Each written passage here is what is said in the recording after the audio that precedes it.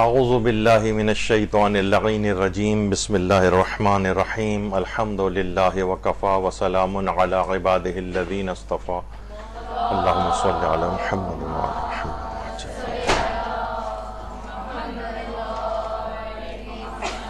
صلہ رحمی اور قطع رحمی سے متعلق فقہی اور اخلاقی احکام، اس کا درس نمبر 2. اتنی تفصیل کے ساتھ ان مسائل کو کیوں بیان کیا جا رہا ہے؟ اس کی وجہ وہی ہے کہ جو کہ آیت اللہ وحید خراسانی نے بھی اپنے ایک درس میں ارشاد فرمائی ہے. اپنی مجلس اعظم سے خطاب فرماتے انہوں نے 3 قسم کے امور کو بیان کرنے کا ثواب ذکر کیا ہے. کہا کہ ایک تو پہلا امر یہ کہ لوگوں کے عقیدے کو مضبوط کریں، یعنی لوگ مضبوطی کے ساتھ عقائد کے اوپر کاربند ہو جائیں. دوسرا یہ کہ اخلاق اور تہذیب کا سبق لوگوں کو دیں. محمد و آل محمد علیہ السلام کی جو نصیحتیں ہیں، اللہم صلی علی محمد و آل محمد،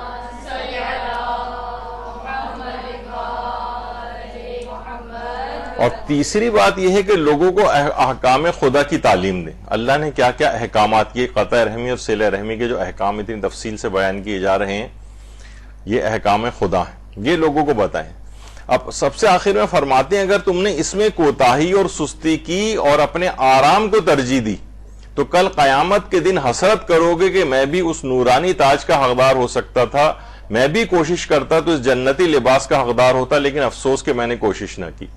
یعنی یہ جو بھی آپ یہاں پر حاصل کریں، یعنی ان 3 چیزوں میں سے عقائد حقہ اور تہذیب اور اخلاق اور تیسری احکام خدا، جو یہاں حاصل کریں دوسروں تک بھی پہنچائیں تو قیامت کے دن اس حسرت سے 2-4 نہیں ہوں گے. آیت اللہ وحید خراسانی فرماتے ہیں کہ جس کے نتیجے میں نورانی تاج کی آپ حقدار بنیں گے اور جنتی ان لباسوں کی حقدار بنیں گی. ورنہ اگر یہاں ان کو اپنے آرام اور عیش کو ہم نے مد نظر رکھا اور بس لاپرواہی سے کام لیا تو وہاں جا کر ایک حسرت و یاس کا اظہار کرنا پڑے گا. صلہ رحمی کے سلسلے میں پیغمبر اکرم صلی اللہ علیہ وآلہ وسلم فرماتے ہیں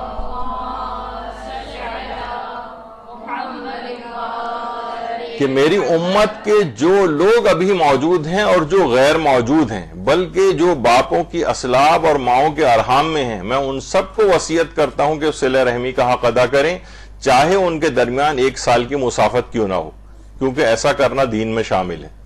یعنی اس سے بھی اس بات کا اظہار ہوتا ہے کہ جو دور دراز کے علاقوں میں اور ملکوں میں بھی جو رہائش پذیر ہیں ہمارے رشتہ دار، ان سے بھی صلہ رحمی کا سلسلہ جو ہے وہ باقی رکھنا ہے. کیونکہ جب بھی کہہ رہے ہیں کہ چاہے ان کے درمیان 1 سال کی مسافت کیوں نہ ہو، یعنی 1 سال کی مسافت سے مراد سمجھیں کہ جو زمانے میں گھوڑے پہ اگر انسان سفر کرتا تو 1 سال بعد ان تک پہنچتا، تو پیغمبر فرماتے ہیں ان سے بھی صلہ رحمی کا حق ادا کرنا ہے. اور کہا ہے کہ یہ میرا پیغام جو موجود ہیں یہ، اور جن تک بھی میرا یہ پیغام جو غیر موجود ہیں، جو بھی ماؤں کے ارحام میں اور باپوں کے اسلاب کے اندر ہیں، ان تک بھی میرا یہ پیغام پہنچ جائے صلہ رحمی کے سلسلے میں. دیکھیے صلہ رحمی کے ایک زبردست قسم کے اثرات نیک پائے جاتے ہیں. اتنے زبردست اس کے اثرات ہیں، اتنے بہترین اس کے فوائد ہیں جو عام زندگی اور اخروی زندگی کے اندر انسان کے پیش آتے ہیں. جب انسان قبر میں پہنچے گا تو واقعتاً اس کو پھر پتہ چلے گا کہ جو میں نے دنیا میں صلہ رحمی کا حق ادا کیا تھا اس کا کس قدر ثواب ہے. ظاہری اعتبار سے بھی بہت سے اس کے ثواب اور فوائد ہیں. آج سے تقریباً شاید 15-20 سال پہلے مدرسہ کی جب شروعات تھیں تو یہاں پر ایک کافی متقی پرہیزگار طالبہ تھیں، اب بھی خیر وہ موجود ہیں ماشاءاللہ. ان کے سسر کا ایک واقعہ ہوا تھا کہ کراچی کے ایک قبرستان تھا کہ جو کہ اس میں کچھ روڈ وغیرہ گزرنا تھا، تو کچھ قبریں اس سے متاثر ہو رہی تھیں. تو انہوں نے ان کے لواحقین کو کچھ، اب مجھے اتنی زیادہ تفصیلات یاد نہیں ہیں اس کی، بہرحال لواحقین کو ایک نوٹس دیا تھا کہ ان کی قبروں کی منتقلی کی جا رہی ہے. تو اس میں ان کے سسر کی قبر بھی آئی اور بہرحال کافی اس پہ ہوا تھا کہ کسی طرح سے قبر متاثر نہ ہو، لیکن یہ کہ بہرحال انہوں نے کہا نہیں، روڈ یہاں سے گزرے گا، لازمی کھدائی ودائی ہوگی، قبریں جو ہیں متاثر ہوں گی. تو جب ان کی قبر کو کھولا گیا، جبکہ ان کے انتقال کو 8-10 سال سے بھی غالباً زیادہ گزر گئے تھے، تو اس وقت یعنی ان کا جسم بھی ایز اٹ از اس کے اندر موجود تھا اور ان کا کفن تک رتی برابر میلا نہیں ہوا تھا. تو بہرحال اللہم صلی علی محمد و آل محمد. ظاہر ہے کہ اس بات کی ذرا شہرت ہوئی تھی، ظاہر مدرسے کی طالبہ تھی، ان کو بلا کر پھر مدرسے کے افراد نے استفسار بھی کیا، یعنی کوئی ایسی بات ان کے متعلق بتائیں، ان اپنے سسر کے متعلق کیا ایسا کام کرتے تھے وہ تاکہ دوسرے لوگوں کو بھی تشویق و ترغیب ہو.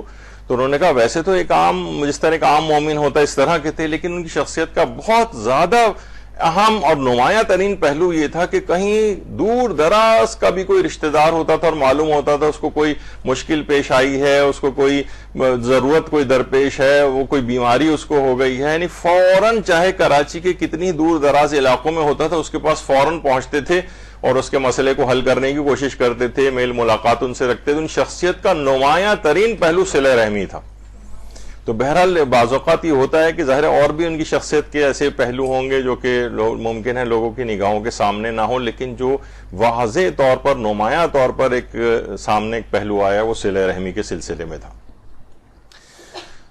اور یہ بھی فرمایا ہمارے پانچویں امام محمد باقر علیہ الصلوۃ والسلام نے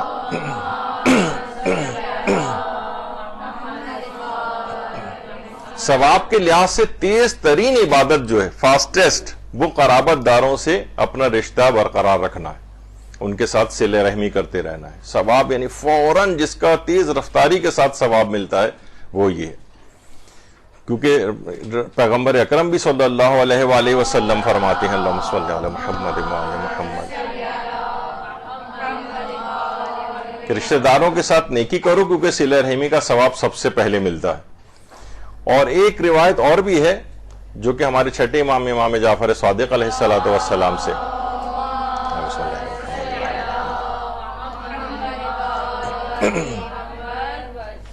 اس نے آ کے کہا، میسر نے جو کہ راوی تھا اور بات ہو رہی تھی اس سے، تو اس نے کہا کہ مولا میں جب کمایا کرتا تھا جوانی میں یا بچپن کا جو زمانہ تھا تو میں جو صلہ رحمی کیا کرتا تھا اور جو بھی درہم کماتا تھا اس میں ایک اپنی خالہ کو دیا کرتا تھا، ان کی امداد کرتا تھا مالی طور پر، اور میں اپنی پھوپھی کی امداد کرتا تھا ان پیسوں سے. تو امام نے فرمایا اے میسر کئی مرتبہ تمہاری موت کا وقت آیا مگر اللہ نے صلہ رحمی اور رشتہ داروں کے ساتھ اچھے سلوک کی وجہ سے اسے مؤخر کر دیا. یعنی ہم دیکھتے ہیں کہ کتنا ہم لوگ بعض اوقات ہمیں احساس بھی نہیں ہوتا ہے، کتنی دفعہ ایسا ہوتا ہے کہ بس ایکسیڈنٹ ہوتے ہوتے بچا اور ہم بال بچ گئے، اس کے اندر بیماری ایک دم شدید آئی، ہاسپٹلائز ہوئے اور پھر بچ کے نکل آئے، کوئی وبا پھیلی اس میں بہت سے لوگ جو ہے وہ ہلاک ہو گئے، لیکن ہم بیماری میں مبتلا ہونے کے بعد بچ گئے. تو بہت ساری چیزیں ایسی ہیں، نیک اعمال ہیں کہ جو کہ جن کی وجہ سے یہ مصیبتیں بلائیں اور یہ حتیٰ کہ موت بھی ٹل جاتی ہے. امام نے فرمایا کئی مرتبہ تم پر موت آئی تھی، یعنی ایسے مواقع پیش آئے، لیکن تمہاری صلہ رحمی کی وجہ سے اللہ نے اس کو مؤخر کر دیا. تو بہرحال یہ سب چیزیں ہیں اس طرح کی. جب بھی پیغمبر اکرم صلی اللہ علیہ وآلہ وسلم فرماتے ہیں کہ صلہ رحمی مال میں اضافہ کرتی ہے، خاندان میں محبت کو بڑھاتی ہے اور موت کو مؤخر کر دیتی، ٹال دیتی ہے. موت کو آنی تھی 1 سال بڑھ جائے گا، 5 سال بڑھ جائیں گے، 10 سال بڑھ جائیں گے، حتیٰ کہ روایت میں 30 سال بڑھنے تک کا تذکرہ آیا ہے. اور یہ بھی فرمایا کہ کچھ لوگ فاسق و فاجر ہوتے ہیں اور نیکوکار نہیں ہوتے، لیکن وہ صلہ رحمی کرتے ہیں جس کی وجہ سے ان کے اموال بڑھتے ہیں اور عمریں زیادہ ہوتی ہیں. اگر وہ لوگ نیکوکار اور بھلائی کرنے والے ہوں تو پھر تو کیا ہی کہنا. یعنی ان کی بات ہے کہ جو فاسق و فاجر ہیں، نیک نہیں ہیں لیکن صلہ رحمی کم سے کم کرتے ہیں، ان کے اموال بڑھتے رہتے ہیں، ان کی عمریں زیادہ ہوتی ہیں. لیکن نیکوکار اور بھلائی کرنے والے ہو جائیں تو کیا ہی کہنا پھر تو، یعنی اور زیادہ اس کے اندر برکت پیدا ہوگی. تو یہ روایات کے اندر یہ چیز آئی ہے. اور روایت میں یہ بھی ہمارے امام حسین علیہ الصلوۃ والسلام فرماتے ہیں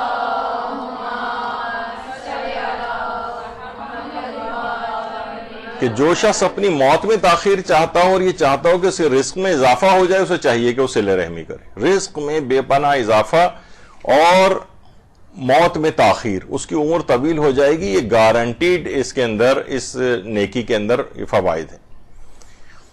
تو بہرحال روایات کے اندر اور بھی ہیں اتنے زیادہ میں، بلکہ یہاں تک کہ امیر المومنین علیہ السلام نے گارنٹی لی ہے. درود بھیجیے محمد و آل محمد.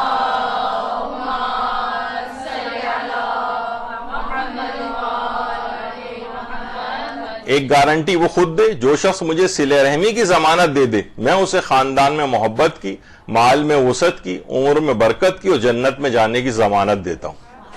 اور جس کے امیر المومنین گارنٹر بن جائیں، آپ سوچیں کہ جو کہ قسیم جنت و نار ہیں وہ ابھی سے اعلان کر کے گئے ہیں، تو کس قدر یہ عظمت کا حامل ہوگا یہ عمل۔ اور حضرت امام جعفر صادق علیہ الصلوۃ والسلام فرماتے ہیں اللہم صلی علی محمد کہ جو شخص یہ چاہے کہ اللہ اسے سکرات موت سے بچائے، اسے چاہیے کہ وہ رشتہ داروں سے صلہ رحمی کرے، والدین سے نیکی کرے۔ جو بھی ایسا کرے گا اللہ اس سے موت کی سختی کو آسان کر دے گا اور وہ اپنی زندگی میں کبھی مفلس بھی نہیں ہوگا۔ تو آپ یہ دیکھیں رشتہ داروں سے صلہ رحمی یعنی سکرات موت کتنا خطرناک ترین مرحلہ ہے، سوچ کر انسان کے رونگٹے کھڑے ہوتے ہیں کہ وہیں سے ہی تقریباً اس بات کی ابتدا ہو جائے گی اور اس کو اندازہ ہو جائے گا کہ میرا انجام کیا ہوگا۔ تو اللہ اس کو سکرات موت کی سختی سے بچائے گا، موت کو بھی اس کو آسان کر دے گا، یعنی بالکل اس طرح ایک پھول سونگایا جاتا ہے، انسان مومن پھول سونگے گا اور اسی میں ہی اس کی روح قبض کر لی جائے گی، یعنی کچھ احساس ہی اس کو نہیں ہوگا اور زندگی میں بھی کبھی مفلس نہیں ہوگا۔ اور رزق و روزی میں کس قدر اضافہ بار بار روایات کے اندر اس کا جو ہے وہ تذکرہ آ رہا ہے، اور حتیٰ کہ بلائیں تک دور ہوتی ہیں روایتوں میں کہ عمر دراز ہوتی ہے، بلائیں دور ہوتی ہیں، اس کے اعمال پاک و پاکیزہ ہوتے ہیں۔ اچھا، اعمال پاک و پاکیزہ ہونے سے مراد یہ کہ یعنی اس کی ریاکاری سے پاک ہوں گے، قبولیت والا کوئی مسئلہ نہیں ہوگا کہ اس کے قبول نہیں ہو رہے ہیں اور عمل کرتا چلا جا رہا ہے کیونکہ پاک و پاکیزہ ہو گئے، اس کے اعمال ہر قسم کے غیر الہی نیتوں سے پاک ہو جاتے ہیں، یعنی مکمل اخلاص کے ساتھ عبادت کرتا ہے۔ صلہ رحمی جو رشتہ داروں کے ساتھ حسن سلوک ہے، یہ ان سب چیزوں کے فوائد اس کو ملتے ہیں۔ اور بھی روایات کے اندر کتنا زیادہ روایتوں کے اندر اس کے فوائد بیان ہوئے ہیں کہ اسے رضائے پروردگار حاصل ہوتی ہے، فرشتوں کی خوشی کا باعث ہوتا ہے، شیطان کو اس کی شکست ہو جاتی ہے، رزق میں وسعت ہوتی ہے، اس کی انسانیت میں اضافہ ہوتا ہے، دلوں کو خوشحالی ملتی ہے، جن سے وہ کر رہا ہوتا ہے صلہ رحمی وہ بھی خوش ہوتے ہیں، اس کا اپنا دل خوش ہوتا ہے، لوگوں میں اس کی ثنا اور تعریف ہوتی ہے، زندگیوں میں برکت آ جاتی ہے۔ اموات جو دنیا سے چلے گئے ہیں، روایتوں میں ہے کہ اگر وہ دنیا سے چلا بھی جاتا ہے تو اس کو اپنے بچوں کی خوشحالی کی خبر دی جاتی ہے، وہ وہاں پر بھی میتیں جو ہیں خوش ہوتی ہیں ان کے حال احوال کو سن کر، ثواب کی بے پناہ فراوانی ہوتی ہے۔ غرض کیا کچھ فوائد روایات کے اندر اس صلہ رحمی کے نہیں بتائے گئے۔ تو یہ سب چیزیں ہیں، اور حساب کتاب آخرت میں بھی حساب و کتاب کو بہت آسان کر دے گا اور دنیا کے اندر بھی انسان گناہوں سے محفوظ رہے گا۔ یہ حضرت امیر المومنین علی ابن ابی طالب علیہ السلام فرماتے ہیں۔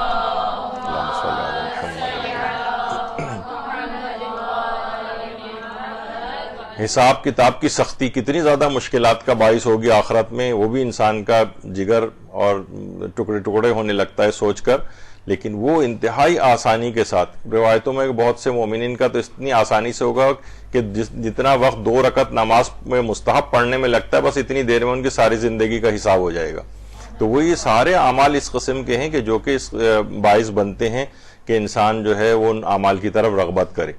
اور کتنی اس کے فوائد ہیں جناب، گناہوں کا کفارہ ہے، گناہوں سے بچتا بھی ہے انسان، موت اس کے لیے آسان ہو جاتی ہے، شہید کا ثواب اسے ملتا ہے، اور اس کے اعمال پاک و پاکیزہ ہو جاتے ہیں، اور آسانی کے ساتھ پل صراط کو عبور کر لیتا ہے، آسانی کے ساتھ حساب ہو جاتا ہے، عاقبت اس کی بخیر ہو جاتی ہے۔ ایک ہوتا ہے کہ ساری زندگی اچھی گزاری، آخر وقت میں ایمان ہاتھ سے نکل گیا، اس کا آخری وقت میں بھی ایمان حفاظت کے ساتھ رہتا ہے، پروردگار اس کا پشت پناہ اور حامی بن جاتا ہے، اللہ کا دوست اور محب ہو جاتا ہے، جس کا اللہ دوست ہو جائے اس کو تو کوئی مسئلہ ہی نہیں ہوگا، گناہوں کا کفارہ ہو جاتا ہے اس کے لیے، یعنی کہ ایک اتنے آثار معنوی ہیں اس صلہ رحمی کے کہ جس کی کوئی حد اور انتہا نہیں۔ اور صلہ رحمی کو حضرت امیر نے آسائشوں کی زکوٰۃ بھی قرار دیا ہے کہ یہ آسائشوں کی زکوٰۃ ہے۔ ہمارے اپنی زندگی میں آپ دیکھیں کتنی زیادہ سہولتیں پروردگار عالم نے ہم کو دی ہیں، کتنی آسائشیں ہم کو دی ہیں۔ اب اگر کوئی ان کی آسائشوں کی زکوٰۃ نکالنا چاہتا ہے تو اسے چاہیے کہ رشتہ داروں کے ساتھ صلہ رحمی کرے، تو یہ بہت اہم ہے اس سلسلے میں۔ اچھا، خاندانوں میں صلہ رحمی سے معاشرہ ایک تقویت پاتا ہے، خاندان آپس میں جتنے مضبوط ہوتے ہیں، ایک دوسرے کے کام آتے ہیں۔ اب آپ دیکھیں کہ عام طور پر یہ دنیا جو ہے وہ سوشل میڈیا کی دنیا بن گئی، ہر آدمی بیٹھا ہوا لائکس دیکھ رہا ہے اور سبسکرائبر دیکھ رہا ہے، اور یہ سب اس کی تعداد میں اضافہ ہو رہا ہے۔ پاکستان کے ایک صدر تھے جو کہ آخری دنوں میں جلا وطنی کی زندگی گزار رہے تھے، وہ اس پہ فخر کرتے رہتے تھے کہ میرے اتنے لاکھ جو ہے نا وہ فالوورز ہیں اس کے اوپر، اور جب جنازہ ہوتا ہے تو پتہ چلا کہ کچھ بھی جنازے میں ان کے افراد نہیں ہوتے. یعنی عام دیکھیں کہ وہی رشتہ دار، مثلا انسان بیمار پڑ جائے تو وہی رشتہ دار اسپتالوں میں پہنچتے ہیں، وہی اس کے سرانے کھڑے ہوتے ہیں. یہ جتنے بھی لائکس والے ہوتے ہیں اور یہ واہ واہ سبحان اللہ کہنے والے، وہ ایک آدمی بھی وہاں پر نہیں ہوتا ہے.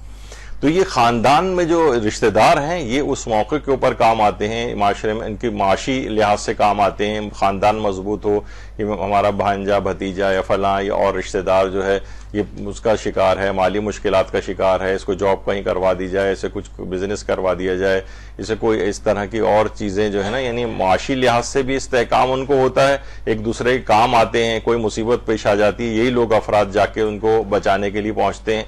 تو یہ معاشرہ ہے کہ جو جتنا ہی مضبوط ہوتے جائیں گے نا، اکائیاں، میں نے پچھلی گفتگو میں بھی کہا تھا، ایک خاندان ایک یونٹ ہے اور یونٹس کا مجموعہ پھر یہ پورا معاشرہ بنتا ہے.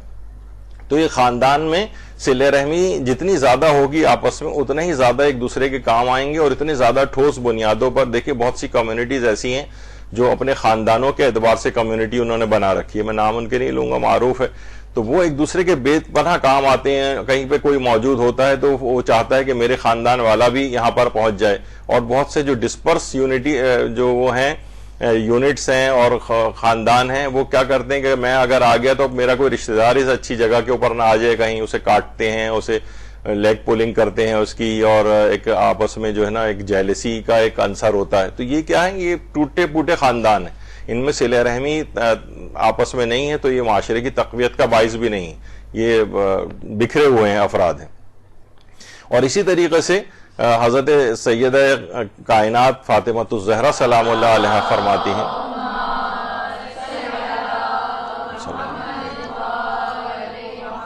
اللہ نے انسانی تعداد میں اضافے کے لیے صلہ رحم کو فرض قرار دیا ہے. یہ آپس میں جڑے رہیں گے، یہ آپس میں رشتہ داریاں قائم کریں گے، تو اس سے کیا ہوگا کہ انسانی تعداد میں بھی اضافہ ہوگا، اولادیں ان لوگوں کی پیدا ہوں گی. تو اس طرح سے یہ صلہ رحمی کو فرض قرار دیا گیا. بکھرے بکھرے ہوں گے تو ظاہر ہے کہ وہ ویسی برکت ان میں نہیں آتی. تو یہ چند افراد ہی ہوتے ہیں، وہ آپس میں ملتے ہیں، پھر ان کی اولادیں، اولاد در اولاد، ان کی آپس میں شادیاں، ایک پورا ایک خاندان، ایک مستحکم ایک یونٹ جو ہے وہ بنتا ہے.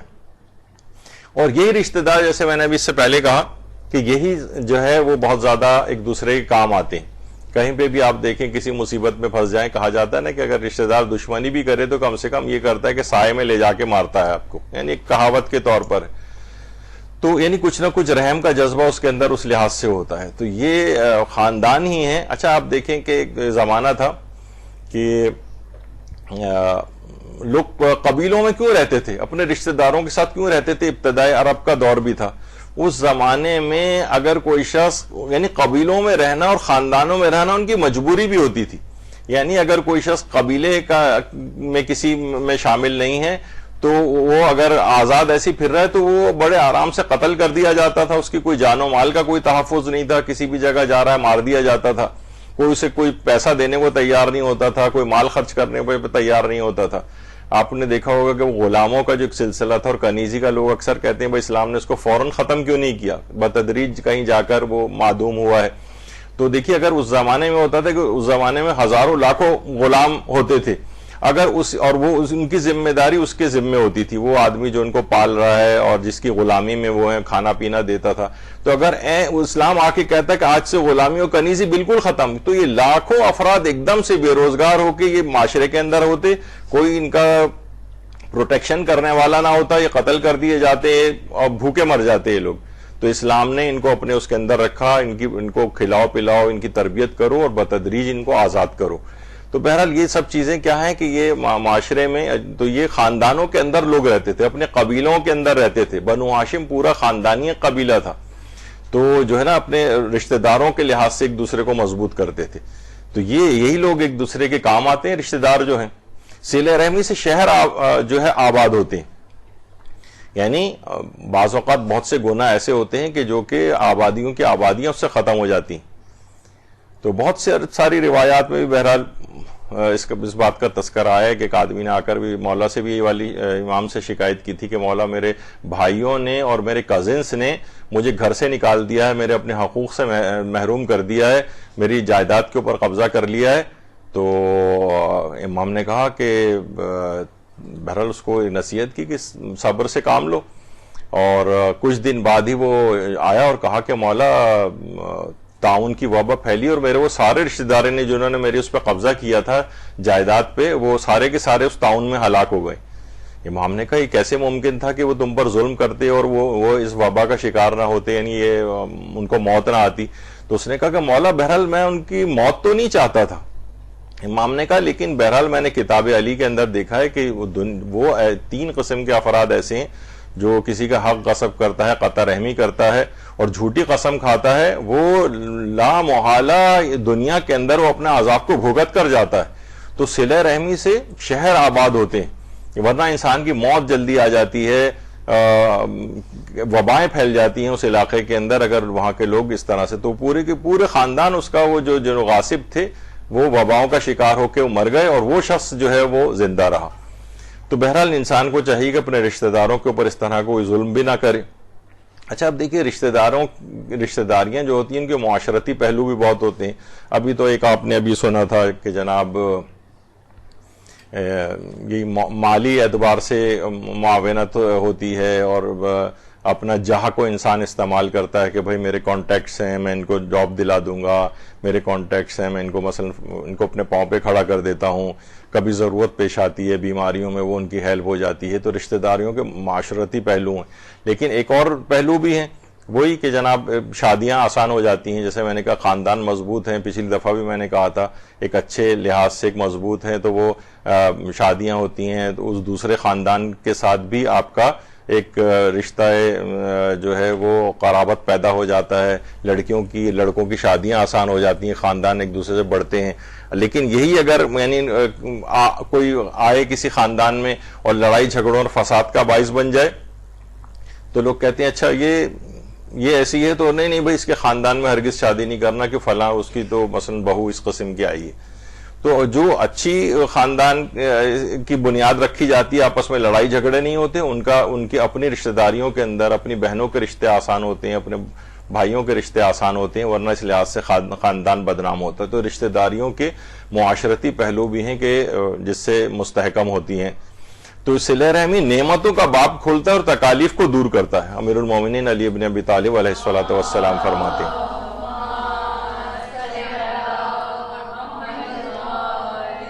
نعمتوں کے باب کھلتے چلے جاتے ہیں، اللہ کی ایسی ایسی نعمتیں اس خاندان کے اوپر آتی ہیں، یعنی آپس میں ظاہر ہے کہ سب افراد جمع ہو رہے ہیں، ایک جو بزرگ افراد بھی اس کے اندر ہوتے ہیں، ایک دوسرے کے حالات سے واقفیت ہوتی ہے، کوئی مسئلہ پیش آتا ہے تو اس کو حل کرنے کے لیے جو ہے وہ موجود ہوتے ہیں۔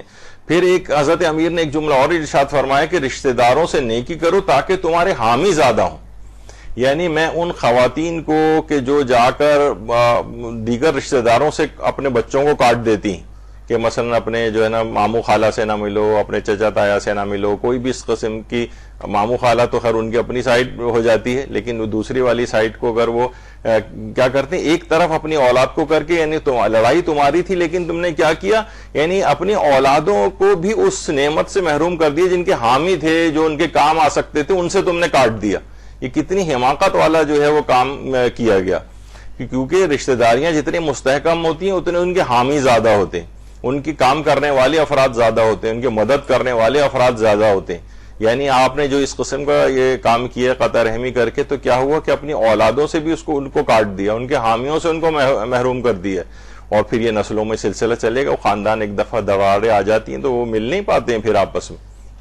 بہت سے ہمارے پاس افراد آتے ہیں پوچھتے ہیں اور کہ جناب ہماری والدہ کو پتہ نہ چلے کہ وہ انہوں نے منع کیا ہوا ہے کہ ہم فلاں سے نہ ملیں، فلاں سے نہ ملیں، تو کیا پھر بھی مل سکتے ہیں جا کر، جبکہ والدہ کے لیے اذیت کا باعث ہے۔ یعنی ان کے سگے رشتہ داروں کے یعنی والدہ اس بات پر مصر ہیں کہ ان سے قطع رحمی کی جائے، تو یہ کیا ہے کہ ان کو پوری حامی افراد کی گروہ سے آپ نے کاٹ دیا جو ان کے کام آ سکتے تھے۔ بہت بڑے حماقت کا کام کیا گیا۔ تو بہرحال ایک چیز اور بھی ہے، پیغمبر اکرم صلی اللہ علیہ وآلہ وسلم فرماتے ہیں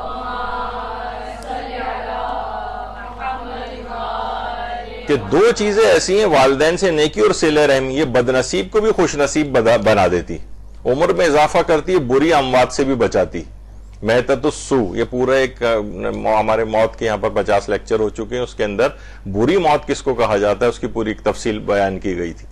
تو بہرحال اس قسم کی بھی بری اموات ہوتی ہیں کہ جناب توبہ کی توفیق ہی نہیں ملی. جیسے ہمارے ہاں عام طور پہ کہا جاتا ہے کہ پروردگار مجھے بیماری مبتلا نہ کرنا، بس میں بغیر کسی تکلیف اٹھائے دنیا سے چلا جاؤں. یہ اتنی اچھی دعا نہیں. بیماری کے اندر مبتلا ہو، طویل عرصہ گزارے، اسے بہت سے مواقع مل جاتے ہیں. جتنے عرصے بیمار رہتا ہے مسلسل گناہ جھڑتے رہتے ہیں، توبہ کی توفیق ملتی ہے، اپنی قضا عبادتوں کا وہ کر کے جاتا ہے، وصیتیں کر کے جاتا ہے، اپنے امور کی صحیح دیکھ بھال کر کے دنیا سے جاتا ہے. تو یہ بری اموات ہے کہ اچانک موت آ جائے، اس کو اچھا نہیں سمجھا گیا ہے. تو بہرحال اسی طریقے سے یعنی خوش نصیبی میں تبدیل ہو جائے گی. اگر وہ بد نصیب بھی ہے تو خوش نصیب لکھا جائے گا. ایک تو یہ عمل کے اعتبار سے والدین سے نیکی اور صلہ رحمی، اور ایک سورہ کے اعتبار سے اگر نمازوں میں انسان سورہ الحمد کے بعد سورہ کافرون کی تلاوت کرے تو اگر بد نصیب بھی ہے تو خوش نصیب ہو جاتا ہے.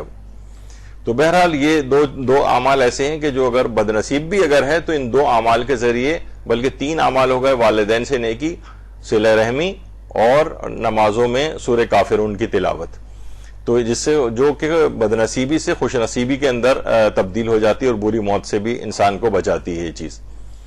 اور آخرت کا حساب و کتاب بہت آسان ہو جاتا ہے، جیسے کہ ابھی اس سے پہلے بھی تو روایت آ گئی ہے. اچھا، اب یہ قطع رحمی کے اسباب کیا ہیں؟ دیکھیے، جب تک آپ اسباب کو ریموو نہیں کریں گے نا، تب تک قطع رحمی کا گناہ جو ہے وہ پیچھا نہیں چھوڑے گا. کچھ چیزیں اس کا سبب بنتی ہیں. پہلا سبب تو حضرت امیر المومنین علی ابن ابی طالب علیہ السلام نے فرمایا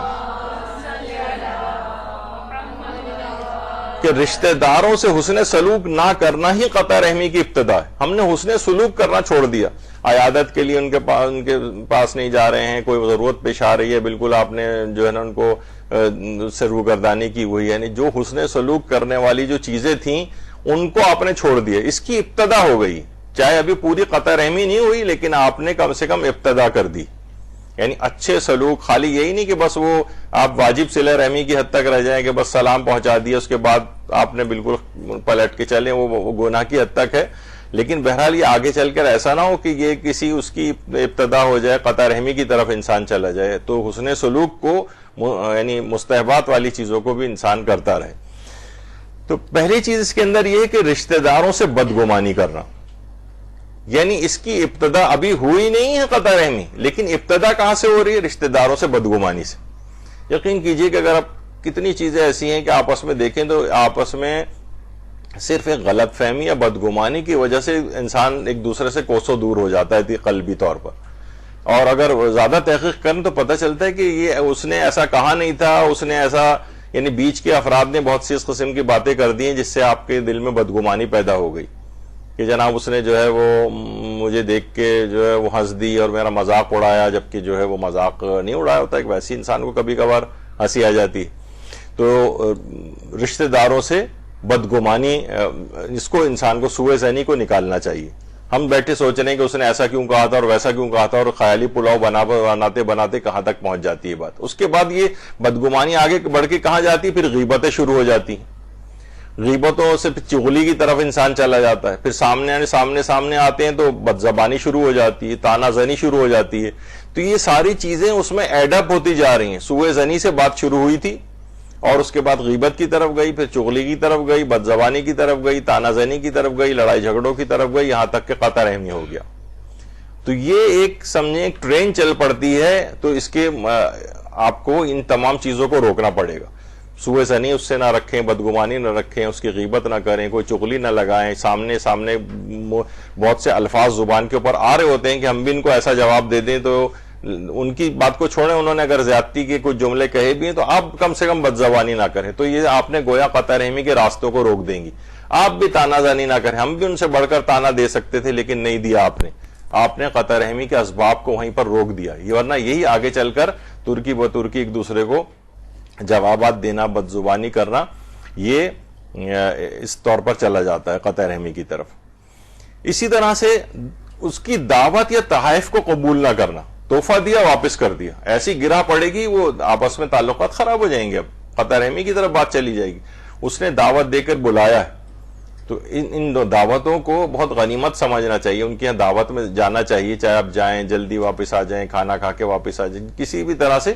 یعنی دعوت کو اگر کوئی انسان قبول نہ کرے تو یہ خود بھی ایک دلوں میں گرہ بنتی ہے اور انسان قطع رحمی کی طرف جاتا ہے. تو ان چیزوں کو کبھی بھی ایسا نہ ہو کہ تحائف کو ان کے ٹھکرا دیں, واپس کر دیا, غصے میں ہیں مثلا اس نے بھی تعلق خاطر کی قائم رکھنے کے لیے آپ کو کوئی تحفہ بھجوایا, لیکن وہ پرانی جو آپ کی اس سے بات چیت خراب ہوئی تھی, آپ نے کہا نہیں مجھے اس کا تحفہ بھی نہیں چاہیے, واپس کر دیا. اب یہ قطع رحمی کی طرف چلا جائے گا. یا دعوت قبول نہ کی جائے, یا ان کی خوشی و غمی میں نہ جانا. یعنی انہوں نے اپنی بیٹی کی شادی میں آپ کو بلایا, بیٹے کی شادی میں بلایا, اگرچہ تعلقات خراب تھے لیکن یہ اتنی ایسی بات ہوتی ہے کہ انسان پھر واقعی قطع تعلق ہو جاتا ہے. یعنی لوگ مائنڈ کرتے ہیں کہ ہم نے ان کو کارڈ بھیجا, یعنی خود ان کے گھر گئے. شادیوں میں تو بزرگ افراد کے لیے خاص طور پر اب تو چلے سوشل میڈیا کا دور ہے, کارڈ اس کے اوپر بھی آ جاتا ہے, لیکن پھر بھی افراد زحمتیں کر کے کتنی مصروفیات میں سے ٹائم نکال کر والدین کے گھر اس وجہ سے پہنچتے ہیں کہ یہ ناراض ہو جائیں گے, ارے ہمیں صرف کارڈ پہ ٹرخا دی اور خود نہیں آئے گھر پہ دینے کے لیے. تو ان کی خوشی میں آپ اس وجہ سے نہیں جا رہے ہیں, یا غموں میں نہیں جا رہے ہیں. کوئی انتقال بھی کر گیا, کوئی ویلڈ ریزن بھی نہیں تھی, لیکن آپ نے پھر بھی جنازے میں شرکت نہیں کی, مجلس سوئم میں مثلا شرکت نہیں کی, ان کے گھر تعزیت کے لیے نہیں گئے. کیا ہے؟ قطع رحمی کے اسباب ہیں. یہ ایسی دلوں میں گرا پڑے گی, ایسی نفرت کا سبب بنیں گے. یہ بہت سینسیٹیو معاملات ہوتے ہیں اور اس میں بظاہر یہ لگ رہا ہوتا ہے کیا ہوا میں نہیں گیا تو یا نہیں گئی. نہیں, ان کی خوشی اور غمی میں جانا ہمیشہ کے لیے دلوں میں گرا لگ جاتی ہے اور پھر یہ قطع رحمی کی طرف جاتا ہے. تو یہ قطع رحمی کے اسباب میں یہ چیز ہے کہ ان کی خوشی و غمی میں ضرور جائیں. بیمار رشتہ دار کی عیادت کے لیے نہ جانا. یعنی یہ بھی بہت انسان مائنڈ کرتا ہے کہ اتنے دن ہاسپٹلائز رہے, کوئی دیکھنے نہیں آیا, کوئی پوچھنے نہیں آیا, کسی نے کوئی کانٹیکٹ نہیں کیا, عیادت کے لیے انسان نہیں گئے. ورنہ عیادت میں تو ہوتا ہے گئے جا, میں نے پچھلی دفعہ بھی بتایا تھا کہ بس معمولی سا صرف ملاقات کی, 1-2 منٹ اپنی شکل دکھائی, واپس آ گئے. یہ بھی عیادت میں شمار ہو جاتا ہے, اٹینڈنس کم سے کم لگ جاتی ہے وہاں پر. تو بیمار رشتہ داروں کی عیادت کے لیے نہ جانا یہ بھی بہت سینسیٹیو معاملہ ہے اور لوگ دلوں میں گرا باندھ لیتے ہیں اور پھر یہ قطع رحمی کی طرف معاملہ چلا جاتا ہے. تو یہ والے سبب کو بھی نکالنا چاہیے. چھٹا اس میں یہ ہے اعتدال سے بہت زیادہ ملنا جلنا. اعتدال سے زیادہ ملنا جلنا, یعنی ہر دوسرے روز چلے آ رہے ہیں اور گھنٹوں گھنٹوں مثلا بیٹھ رہے ہیں وہاں آ کر, یا مثلا راتوں کو بھی جو ہے وہ رکا جا رہا ہے. چلیں بہت اچھے تعلقات اور وہ خود بھی چاہ رہے ہوں تو ایک الگ بات ہے, لیکن اعتدال سے ملنا جلنے میں ہمیشہ ایسا کوئی جملہ, ایسی کوئی بات, ایسی کوئی چیز وہاں پر ہوگی کہ وہ پھر کسی خرابی کی طرف معاملہ جائے گا اور بالآخر پھر وہ قطع رحمی کی طرف معاملہ جائے گا. تو اعتدال کے اندر ملنا چاہیے. اب دیکھیں کون سا رشتہ دار ہے جس سے مثلا ہفتے میں 1 مرتبہ ملاقات کافی ہے. بہت سے رشتہ دار ہیں ان سے 15 دن میں کافی ہوتی ہے. کبھی جو ہے وہ 1 مہینے والے رشتہ دار بھی ہوتے ہیں, کبھی 6 مہینے بعد کسی تقریب میں مل گئے, اتنا بھی کافی ہوتا ہے. کہیں جب بھی یہ اعتدال سے زیادہ معاملہ جائے گا نا تو یہ کسی خرابی کی طرف جائے گا.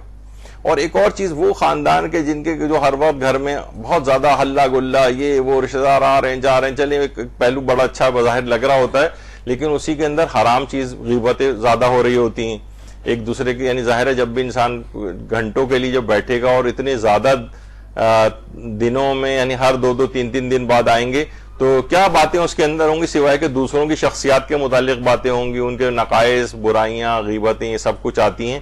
تو یہ بڑی پریشان کن چیز ہوتی ہے.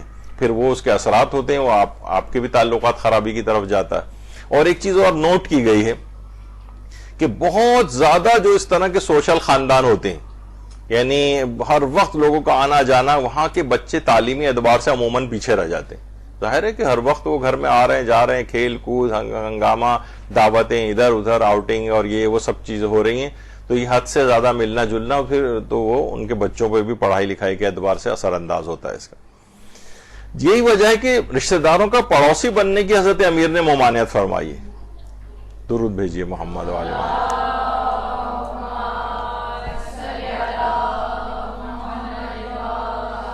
فرماتے ہیں رشتہ داروں کو ایک دوسرے سے ملاقات کرنی چاہیے لیکن ایک دوسرے کا پڑوسی نہیں ہونا چاہیے.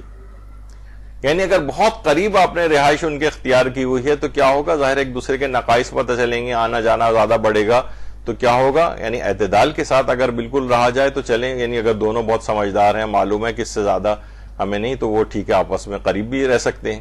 لیکن اتنی قریبی رہائش اختیار کر لی، انہی کے گھر مثلا کرائے پہ اوپر کے فلور میں رہنے لگے، برابر میں رہنے لگے، اسی گلی میں رہنے لگے، تو کیا ہوگا کہ یہ روایات میں بھی کہا ہے کہ رشتہ ملاقات رکھو لیکن پڑوسی نہ بنو ان کی، کیونکہ یہ کچھ نقائص کی طرف معاملہ چلا جاتا ہے اور بعض اوقات قطع رحمی کی طرف بھی جاتا ہے. اور یہی وجہ ہے کہ پیغمبر اکرم صلی اللہ علیہ وآلہ وسلم نے فرمایا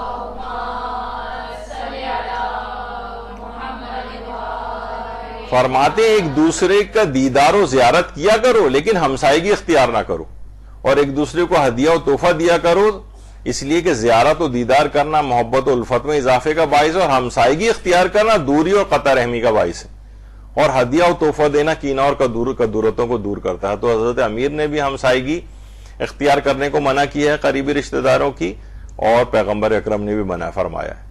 تو یہ حرمت کے معنوں میں نہیں ہے، بلکہ ایک ہے کہ اس کے نتائج ایسے نکلتے ہیں، عام طور پہ لوگ اس کا خیال نہیں رکھ پاتے ہیں اور وہ قریب رہنے کی وجہ سے قطع رحمی کی طرف معاملہ چلا جاتا ہے. تو اعتدال رہنا چاہیے. ایک اور بڑا مسئلہ خاندانوں میں آپس میں ناچاخیوں کا اور قطع رحمی کا ہوتا ہے کہ گھر میراث کو صحیح تقسیم نہ کیا جائے. والد والدہ کا انتقال ہو گیا، اب گھر مثلا وہ دے کر گئے ہیں، میراث میں ان کے ملا ہے، اب بہت سارے بہن بھائیوں کو مثلا اس کے اندر حق ہے، تو اس کو تصفیہ کرنا چاہیے نارمل طریقے سے آپس میں بیٹھ کر کے، وہی یہ اس طرح سے. تو اس میں یہ ہے کہ مثلا افراد اس کے اوپر قابض ہو جائیں اور دوسروں کو جو ہے وہ نہ دیں، تو آقا سیستانی بھی فرماتے ہیں کہ احتیاط واجب کی بنا پر اس میں نماز بھی پڑھنا باطل ہے. یعنی تو اس لحاظ سے اچھا ایک چیز ہوتی ہے کہ آقا سیستانی ایک چیز اور فرماتے ہیں کہ اگر کوئی جائیداد ایسی ہے جس میں بہت سارے لوگوں کا حق ہے، تو جب تک تمام افراد کی طرف سے اجازت نہ ہو اس میں تصرف نہیں کر سکتے احتیاط واجب کی بنا پر. فرماتے ہیں احتیاط واجب یہ ہے کہ سب کی اجازتیں لے لی جائیں، سب کی رضامندی لی جائے تاکہ آپ کی نمازیں، ورنہ احتیاط واجب کی بنا پر نمازیں بھی باطل ہوں گی. یعنی ان کو راضی کر لیا جائے کہ بھئی ہمیں آپ نماز پڑھنے کی اجازت دے دیں، ٹھیک ہے وہ ابھی ہم تقسیم نہیں کر رہے ہیں. مثلا ہوتا ہے کہ جو رہ رہے ہیں وہ ویسے ہی رہتے رہے، آپس میں انڈرسٹینڈنگ ہوتی ہے، تو اس میں یہ بھی ہو کہ کم سے کم نمازیں پڑھنے کی اور اس میں رہنے کی اجازتیں سب افراد دے دیں. تو میراث کی صحیح طور پر تقسیم نہ ہو اور غصب کر کے جو ہے وہ مثلا اگر افراد بیٹھ جائیں تو پھر یہ والا مسئلہ جو ہے وہ پیش آتا ہے. اور یہی وجہ ہے کہ عام طور پر مساجد میں بھی ویسے ایک مسئلہ پیش آتا ہے، بہت سے علماء اس کے قائل ہیں، حتیٰ کہ جیسے کوئی شخص مسجد میں جاتا ہے اور وہاں اپنی تسبیح سجدہ گاہ رکھ دیتا ہے اور پھر کہیں وضو کرنے گیا، کام سے اٹھ کے گیا، تو کوئی دوسرا اس کی جگہ پہ آ کر نماز نہیں پڑھ سکتا. اور آقا خوئی تو فرماتے تھے کہ اس کی نماز باطل ہے اگر اس نے کسی کی جگہ کے اوپر نماز، کوئی شخص اپنی کوئی نشانی وہاں پر چھوڑ کر گیا تھا، اپنا رومال، چابیاں یا اینک یا کوئی بھی اس طرح کی چیز سجدہ گاہ وغیرہ رکھ کے، تو اس کی جگہ پہ بھی کوئی شخص ہٹا کے نماز نہیں پڑھ سکتا ہے. حالانکہ کوئی کہے کہ بھائی کسی کا نام تو نہیں لکھا ہوا، مسجد تو اللہ کا گھر ہے، کوئی شخص نہیں، کم سے کم جس جگہ اس نے اپنے لیے مقرر کی ہے. البتہ آقا سیستانی فرماتے ہیں کہ بہرحال وہ گناہگار تو ہوگا کسی دوسری کی جگہ پہ، لیکن اس کی نماز صحیح رہے گی. تو بہرحال میراث کی تقسیم میں بھی ان چیزوں کا خیال رکھا جائے.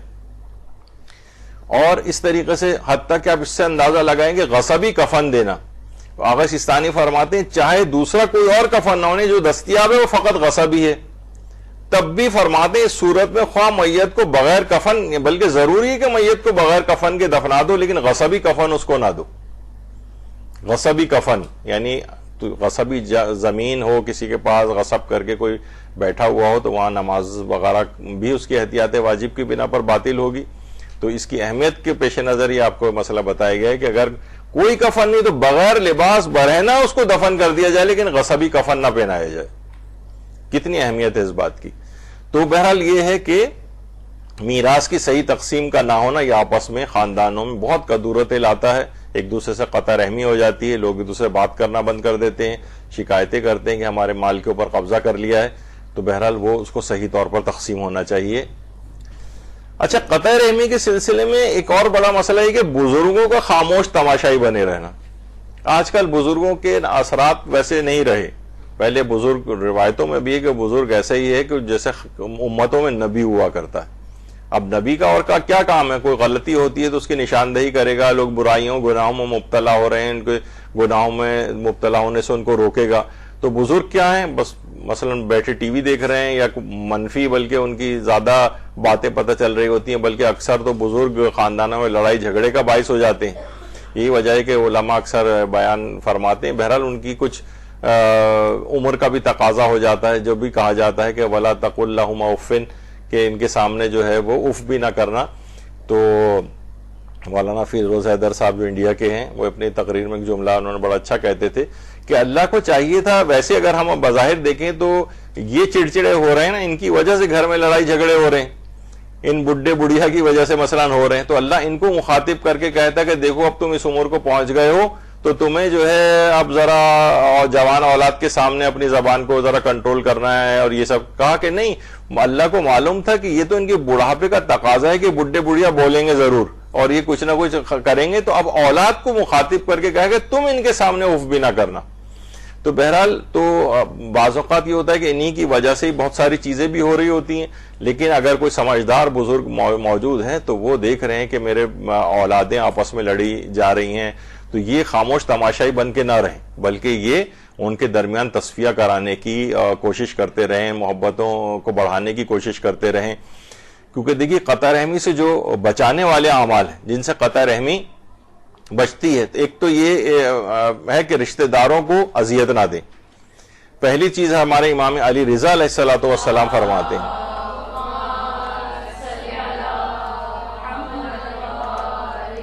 فرماتے ہیں کہ اپنے رشتہ داروں سے تعلقات کو بڑھاؤ، چاہے ایک گھونٹ پانی کے ذریعے، اور اپنوں سے تعلقات کا بہترین طریقہ یہ ہے کہ ان کو تکلیف نہ دو. یعنی دیکھیں ابتدا وہاں سے ہوتی ہے کہ جب انسان اپنے کسی بھی عمل سے ان کو کوئی تکلیف پہنچا رہا ہوتا ہے، کوئی جملہ کہہ رہا ہوتا ہے، کوئی ایسی بات کہہ رہا ہوتا ہے، تو اس سے ان کو تکلیف ہو رہی ہوتی ہے. اور اس میں اہم ترین چیز یہ ہے کہ صلہ رحمی برقرار ہے. صلہ رحمی کا محور و مرکز والدین ہوتے ہیں، ان کو انسان مضبوط کرے. یہ جب تک موجود رہتے ہیں، آپ نے دیکھا ہوگا خاندانوں میں کہ مثلا ماں موجود ہے، باپ موجود ہے جس گھر میں، وہیں سارے بہن بھائی بھی ان سے ملنے کے لیے آ رہے ہیں، آپس میں ان کا ملنے جلنے کی وجہ سے میل محبت، پیار محبت بھی آپس میں قائم رہتا ہے. اور ادھر والدین کا انتقال ہو جائے تو پھر پورا خاندان کا شیرازہ بگھر جاتا ہے، پھر ایک دوسرے سے ملنا جلنا بھی ان کا نہیں ہو پاتا آپس میں. یعنی ان سب کو جوڑے رکھنے کا جو ایک باعث ہوتا ہے پورے خاندان کو، والدین ہوتے ہیں. ان کو چاہیے کہ ان کو انسان مضبوط کرے، اور ان کی اتنی اہمیت ہو گھر کے اندر کہ سب لوگ وہاں آتے رہیں، ایک دوسرے سے ملتے رہیں. اور کیونکہ صلہ رحمی میں ترجیح والدین کو ہے، ہمارے پیغمبر اکرم صلی اللہ علیہ وآلہ وسلم فرماتے ہیں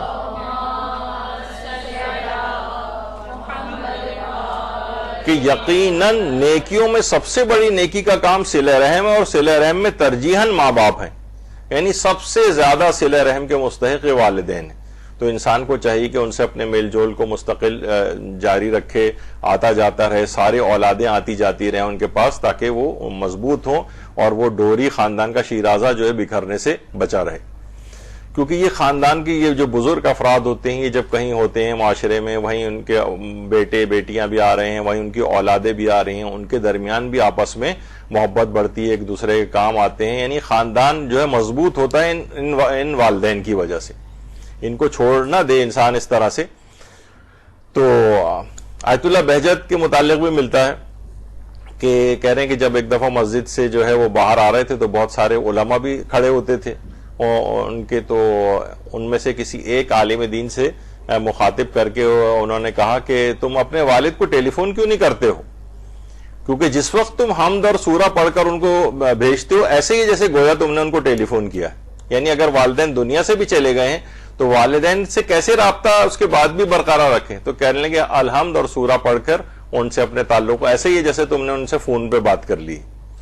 تو انسان مرحوم بھی اگر ہو گئے ہیں والدین تو ان سے بھی صلہ رحمی کا جو ہے وہ برقرار رکھتا ہے انسان. ورنہ بعد میں اگر بھول بھی جائے، بہت سی روایتوں میں بھی آیا ہے کہ بہت سے لوگ زندگی کے اندر صلہ رحمی کر رہے ہوتے ہیں، لیکن والدین کے مرنے کے بعد جو ہے وہ قاطع رحم لکھے جاتے ہیں، یعنی والدین کے نافرمان لکھے جاتے ہیں. بلکہ کیونکہ زندگی کی حد تک تو کرتے رہے، تو ان کے پاس آتے رہے، خبر گیری، لیکن جب مر گئے تو انہوں نے ان کے قبر پہ جانا چھوڑ دیا.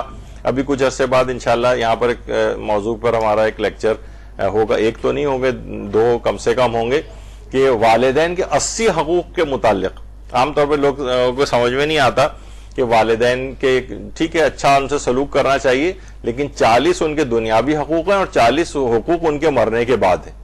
ان کو انسان ان کی پوری فہرست آپ کے سامنے پیش کریں گے، اور 80 حقوق والدین کے کیا ہیں، جس میں ایک یہ بھی ہے کہ حمد اور سورہ کم سے کم پڑھ کے ان سے اپنے صلہ رحمی کو اب بھی برقرار رکھا جا سکتا ہے. ایسا نہ ہو کہ ان کو بھلا دیا جائے. ورنہ کیا ہوتا ہے، مثلا والد کوئی ایک بھی اگر اکیلا رہ جاتا ہے وہ تو فون پہ ان سے لوگ رابطہ جو ہے وہ رکھ رہے ہوتے ہیں، بس میسج کے اوپر رابطہ رکھ رہے ہوتے ہیں، لیکن مثلا وہ اس طرح سے اکیلے پن کی زندگی گزار رہے ہوتے ہیں. تو اس طرح کی چیز نہیں ہونی چاہیے. اچھا، خاندان کے بڑے بھی آپس میں ذرا محبت سے رہیں، کیونکہ حضرت امیر المومنین علی ابن ابی طالب علیہ الصلوۃ والسلام فرماتے ہیں کہ بزرگوں کے درمیان محبت بچوں کے درمیان رشتہ ہوتی. یہ جتنا آپس میں ایک دوسرے سے محبت اور پیار سے پیش آئیں گے، یہ بزرگ آپس کے اندر ملے جلیں گے، تو یہ چیزیں ان کی اولادوں کے اندر بھی، ان کی اولادیں بھی ایک دوسرے سے ملے جلیں گی. ورنہ یہ بزرگ ایک دوسرے سے ہر وقت منہ پھلائے رہیں گے، ایک دوسرے سے دور رہیں گے. مثلا دادا دادی ہیں مثلا اور ان کی اولادیں ہیں اور پھر ان کے بھی بچے ہیں، تو پتہ چلا بھائی بہن آپس کے اندر نہیں مل رہے ہیں، تو اب ان کی اولادیں بھی ایک دوسرے سے کھنچ جاتی ہیں. پھر تو یہ کیا ہے کہ بزرگ جو آپس میں ملے جلے رہیں گے اگر، تو پھر یہ اولادوں کے درمیان بھی اور ان کی اولادوں کے بعد جو نسل ہے ان کے اندر بھی رشتہ جو ہے وہ برقرار رہے گا.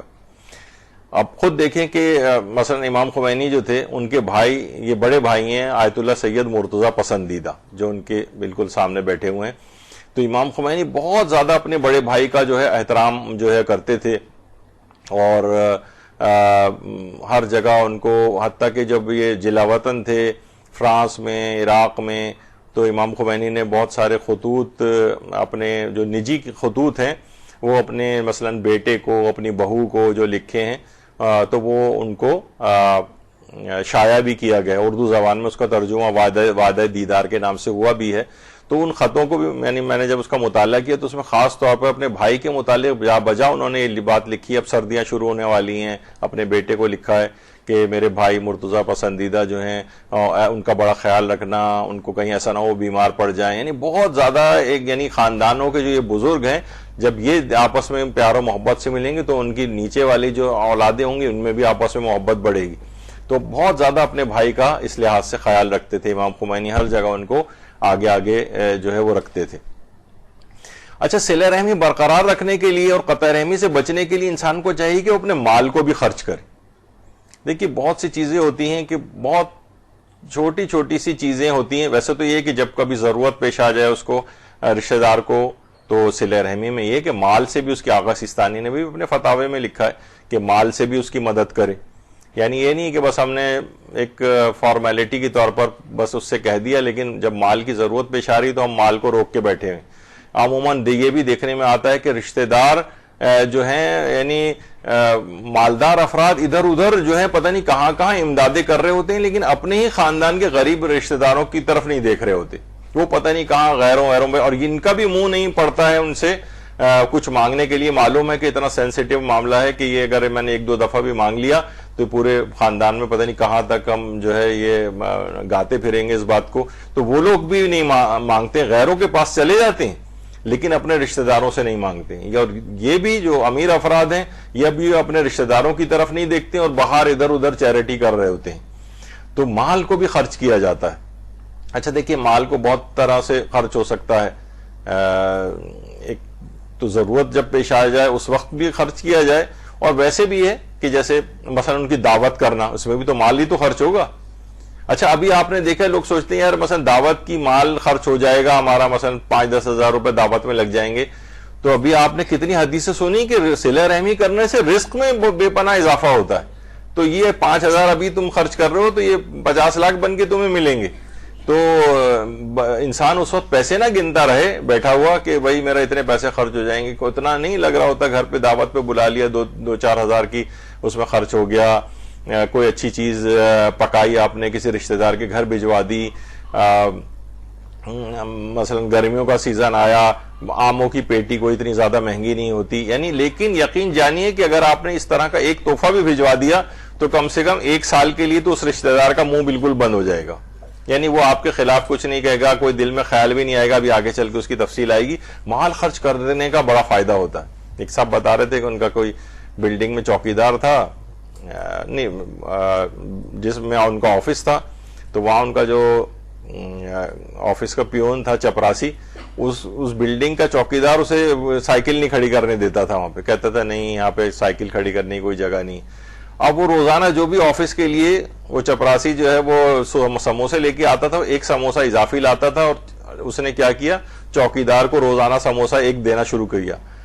تیسرے چوتھے سموسے کے بعد اس نے اجازت دے دی کہ ٹھیک ہے یہاں سائیکل کھڑی کر سکتے ہو مثلا. یعنی اس نے 3 یا 4 سموسوں میں اپنا وہ کام نکال لیا. تو یقین کیجئے کہ چاہے وہ تھوڑا سا ہی مال کیوں نہ خرچ ہو, وہ نہ کچھ اس کا فائدہ ہوتا ہے, اور انسان جو ہے وہ تھوڑا بھی مال خرچ کرے تو اس کے فوائد ہوتے ہیں. تو یہ ہے. اچھا بہت سی چیزیں دیکھیے ایسی ہیں, جیسے ایک تو یہی صلہ رحمی کے لحاظ سے ان مال کو خرچ کرنے پہ, اور یہ کہ اپنی اولاد کی تربیت کے لحاظ سے بھی مال خرچ کرنے کو. دنیاوی تعلیم کے لیے تو آپ دیکھیں کہ جناب 30 35 40 ہزار روپے جو ہے اسکول فیسیں آج کل ہو گئی ہیں, اور جناب جو ٹیوشن ٹیچرز وغیرہ ہوتے ہیں ان کے اوپر کتنا پیسہ خرچ ہو رہا ہوتا ہے. لیکن جب دینی تعلیم کے لحاظ سے بات آتی ہے نا, تو ہمیں چاہیے ہوتا ہے 500 ہزار والا کوئی دینی طالب علم آئے اور صرف قرآن پڑھا کے چلا جائے, تو پھر ان کی ظاہر ہے جس کام پہ آپ نے پیسہ خرچ کیا ہے اس کا نتیجہ آپ دیکھ لیتے ہیں. بہترین اسکولوں میں پڑھ کے وہ بڑے عہدوں پہ پہنچ جاتا ہے, بہترین تعلیم یافتہ ہو جاتا ہے, لیکن دین پہ کیونکہ آپ نے پیسہ خرچ نہیں کیا ہے, تو کیا ہوتا ہے وہ بہت معمولی سا ایک دین کے اعتبار سے انسان بن کے رہ جاتا ہے. جبکہ ملتا ہے ہمیں امام حسین علیہ الصلوۃ والسلام, اللہم صلی علی محمد.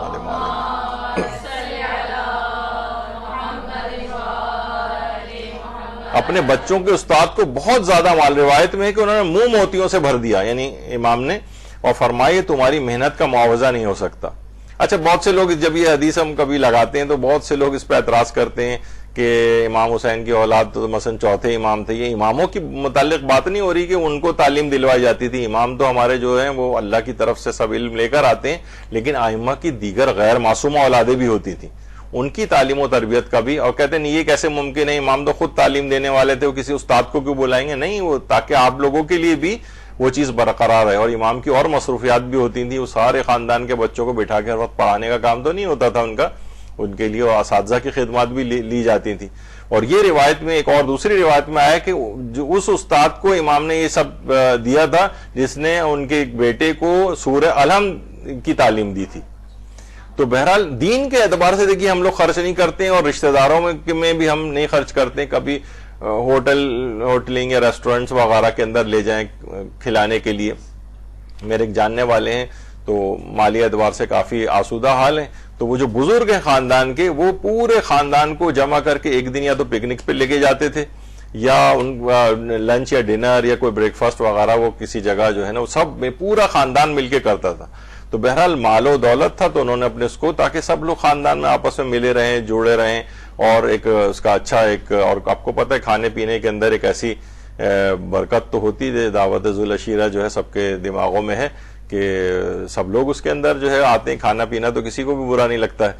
تو بہرحال اس میں کبھی نہیں سوچنا چاہیے کہ میرا پیسہ خرچ ہو گیا تو پیسہ کم ہو جائے گا. اگر پیسہ خرچ بھی ہو رہا ہے تو یقین جانیے کہ اس مال کی جو زیادتی روایتوں کے اندر آئی ہے صلہ رحمی کے ذریعے, وہ بہت زیادہ فوائد والی ہے. اچھا صلہ رحمی خصوصاً مال سے صلہ رحمی کا اس قدر عظیم ثواب ہے کہ پیغمبر اکرم صلی اللہ علیہ وآلہ وسلم نے فرمایا کہ جو شخص اپنے رشتہ داروں کے پاس جائے اور ان کے ساتھ اپنے مال سے صلہ رحم کرے تو خدا اس کو 100 شہیدوں کا ثواب دے گا, اور جو قدم بھی وہ اٹھائے گا ہر قدم کے بدلے 40,000 نیکیاں لکھے گا, 40,000 گناہ کو معاف کیا جائے گا, اور اس کے 40,000 درجات کو بلند کیا جائے گا ہر قدم کے بدلے. اور اس کی عبادت ایسی ہوگی جیسے اس نے 100 سال خدا کی عبادت کی ہو. درود بھیجیے محمد علیہ السلام.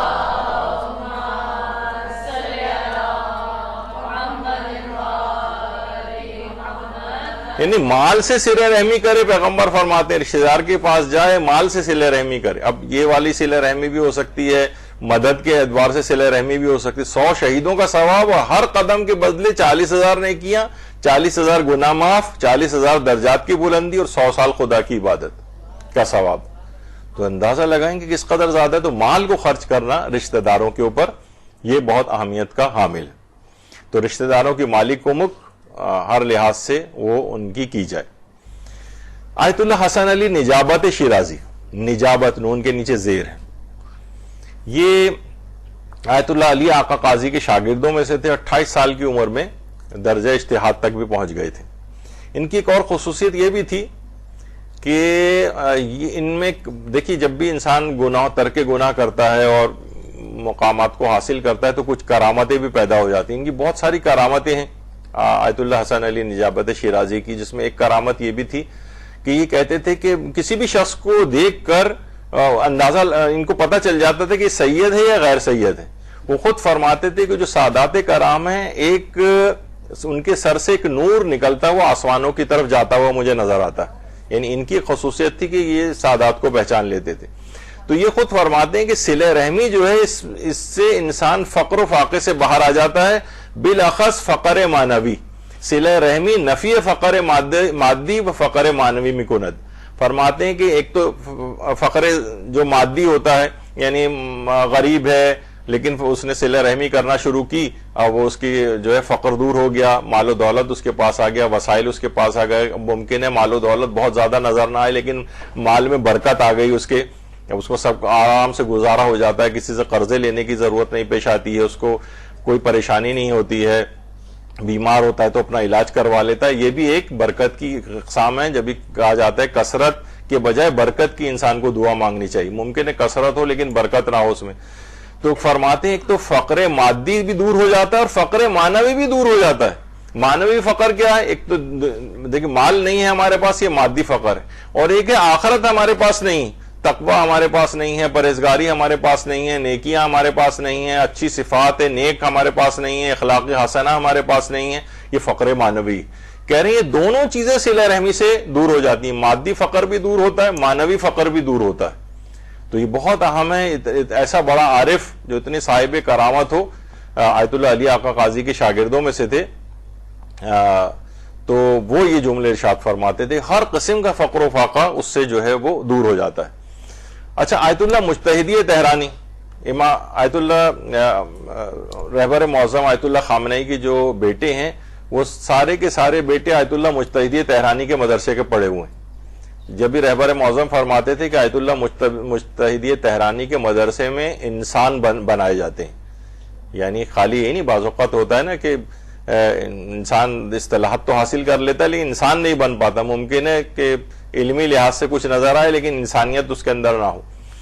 تو آیت اللہ مجتہدی تہرانی یعنی جو فرماتے تھے کہ دیکھیے بہت سے خاندان ایسے ہوتے ہیں وہ بیچارے افراد جو ہیں غریب ہوتے ہیں، تو ان کے غریب امیر رشتہ دار، میں نے خود میرے اپنی نگاہ کے اندر بہت سارے افراد ہیں، انہوں نے خود ہمیں یہ بات بتائی ہے کہ وہ مالی لحاظ سے کم ہے لیکن ان کے جو امیر رشتہ دار سالانہ چھٹیاں گزار رہے ہیں ان کے آتے ہیں اور 15-20 دن ٹھہرتے ہیں اور کھانا پینا یہ وہ سب کچھ، اور کوئی نہ کوئی مالی ہیلپ ان کی کرتے ہیں، اور بس یہ ہوتا ہے کہ جناب ہم وہاں جا رہے ہیں اپنے رشتہ داروں سے ملنے۔ تو جبکہ ان کو ضرورت ہوتی ہے پیسوں کی، وہ بیچارے کہیں نہ کہیں سے کر آ کے ان کی اچھی خبر گیری رکھتے ہیں اور اپنے یعنی ان کی مہمان نوازی کرتے ہیں کہ اتنی دور سے ہمارا بھائی آیا ہے مثلا، اور بھائی جو صرف یہاں رکتے ہیں، کھانا پینا کیا اور صلہ رحمی، اپنے لحاظ سے وہ سوچتے ہیں کہ ہم صلہ رحمی کر رہے ہیں اور کہتے ہیں الحمدللہ ہم نے صلہ رحمی کی۔ یہی جو آیت اللہ مجتہدی تہرانی فرما رہے۔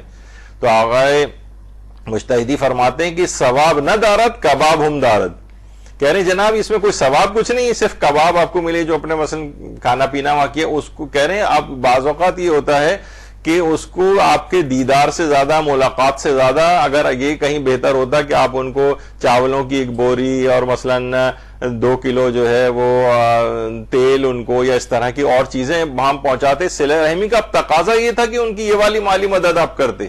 یہ اس وقت نہیں ہے کہ ان کے گھر جا رہے ہیں، کتنے لوگ ہیں ہم نگاہوں میں کہ وہ غریب رشتہ داروں کے گھر ہر ہفتے آ رہے ہیں، پورے خاندان کو لے کے دوپہر کا کھانا بھی وہیں پہ کھا رہے ہیں اور جناب جو شام کی چائے بھی پی کے جا رہے ہیں، بعض اوقات رات کا کھانا بھی کھا کے جا رہے ہیں۔ کیا ہے کہ جناب ہم لوگ بھائی کے جو ہے وہ گھر جو ہے وہ دیکھیے ہم صلہ رحمی کے لیے جا رہے ہیں۔ بھائی اس کو مال کی ضرورت ہے، اس کو چیزوں کی ضرورت ہے، تم خود کھانا اپنے ساتھ پکوا کے لے آؤ اگر ایسی صلہ رحمی کرنی، ان پہ مالی بوجھ ڈال دیتے ہیں اور غریبوں کے اوپر۔ تو کہا کہ یہ ثواب کوئی نہیں ہے، ثواب نہ دارت کباب ہم دارت۔ تو بہرحال یہ معاشرے کے اندر اس قسم کی جو بے اعتدالیاں ہیں یہ نظر آتی ہیں. اور جب ہی حضرت امیر المومنین علی ابن ابی طالب علیہ الصلوۃ والسلام فرماتے ہیں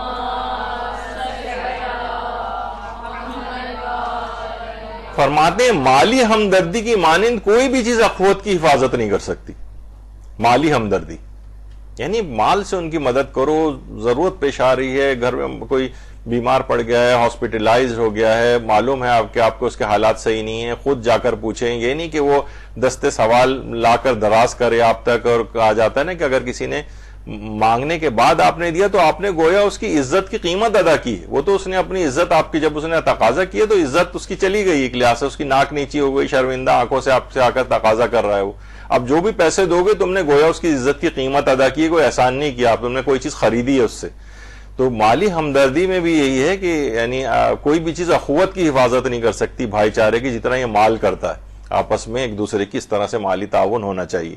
مال کو جو جمع ہوتا ہے لوگوں کے پاس، اس کی وجہ امام علی رضا علیہ الصلوۃ والسلام نے بتائی کہ 5 چیزوں کے علاوہ مال جمع نہیں ہو سکتی. یا تو شدید کنجوسی کی وجہ سے انسان مال جمع کرتا ہے، لمبی امیدوں کی وجہ سے مال جمع کرتا ہے، یہ کر لوں وہ کر لوں، پلاٹ خرید لوں اور یہ کام آئے گا، 30 سال بعد انشورنس پالیسیاں لیتا چلا جائے. تیسری چیز ہے غالب آنے والا حرص، بہت زیادہ لالچ اس کے اندر ہو جس سے مال جمع ہوتا ہے. یا پھر فرماتے ہیں قطع رحمی کی وجہ سے مال جمع ہوتا ہے. تم تو کٹ کے آ گئے، بیرون ملک شفٹ ہو گئے، اب غریب رشتہ داروں کی تمہیں کوئی پرواہ نہیں رہی، وہاں تم مثلا ڈالر اور پاؤنڈز وغیرہ کما رہے ہو، تو کیا ہوا تم کٹ گئے. اب جو تم سارا پیسہ تمہارے پاس ہے، ورنہ یہاں ہوتے تو انسان کو رشتہ داروں پہ خرچ کرنا ہی پڑ جاتا ہے. اور 5ویں چیز ہے آخرت پر دنیا کو ترجیح دینا. دنیا تو پھر انسان مال جمع کرتا ہے، ورنہ تو سوچتا ہے کہ سارا مال تو میرا خرچ ہو رہا ہے. تو مال کو جب دنیا کو زیادہ بڑا سمجھتا ہے آخرت سے، تو پھر مال کو جمع کرتا ہے. تو اس میں 5 چیزوں میں سے ایک ہے قطع رحمی، جس کی وجہ سے مال جمع ہوتا ہے. تو انسان کو چاہیے کہ صلہ رحمی کرتا رہے اور مال رشتہ داروں کے اوپر خرچ کرے. اور چھٹے امام جعفر صادق علیہ الصلوۃ والسلام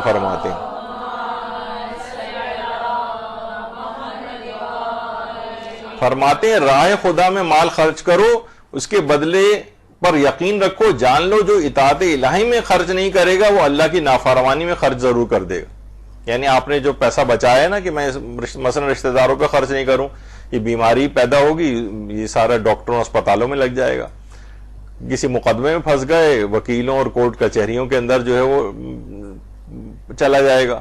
کسی اور جگہ پھنس گئے، پولیس کو رشوتوں دینوں میں نکل جائے گا. یعنی کوشش کرو کہ اپنے اس مال کو تم اللہ کی فرما برداری میں خرچ کرو، ورنہ لا محالہ تم سوچ رہے ہو کہ جو میں نے بچایا پیسہ یہ نافرمانی خدا میں تمہیں خرچ کرنا پڑ جائے گا. تو بڑی اہم چیزیں ہیں یہ ساری، ائمہ کی تعلیمات ہیں. ایک ایک چیز کے متعلق اتنی باریک بینی کے ساتھ بیان کر دیا گیا ہے، لیکن کتابوں کے قبرستانوں میں تعلیمات دفن ہوئی نہیں. ان کو نکالنا ہے، ان کو اپنی زندگیوں میں رائج کرنا ہے، ان کے اوپر عمل پیرا ہونا ہے. اور پیغمبر اکرم صلی اللہ علیہ وآلہ وسلم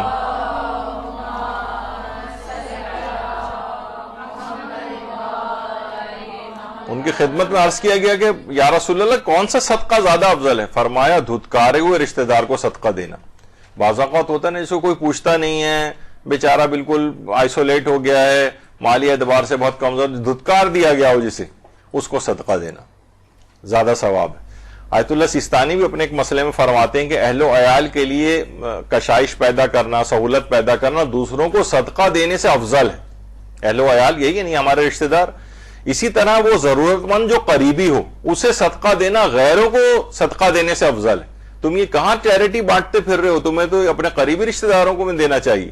ان سے بھی افضل سگے رشتہ دار ہیں، یعنی رشتہ داروں میں بھی زیادہ افضل سگے رشتہ دار ہیں. اور یہ بھی مستحب ہے کہ صدقہ مسکین کے درمیانی واسطوں کے ذریعے پہنچے. روایت میں آئے کہ نیکی 80 ہاتھوں سے ہوتے ہوئے بھی جاری ہو تو سب کو برابر ثواب ملے گا، اور کسی کے ثواب میں نیکی میں کوئی کمی واقع نہ ہوگی. تو یعنی کیا ہے کہ اہل و عیال کو صدقہ، یعنی جو ان کی مالی امداد کرنا، اگر صدقہ دینا ہی ہے، اور ضرورت مند جو زیادہ قریبی جتنا ضرورت مند ہو، اور افضل سگے رشتہ دار ہیں آقا سیستانی فرماتے ہیں.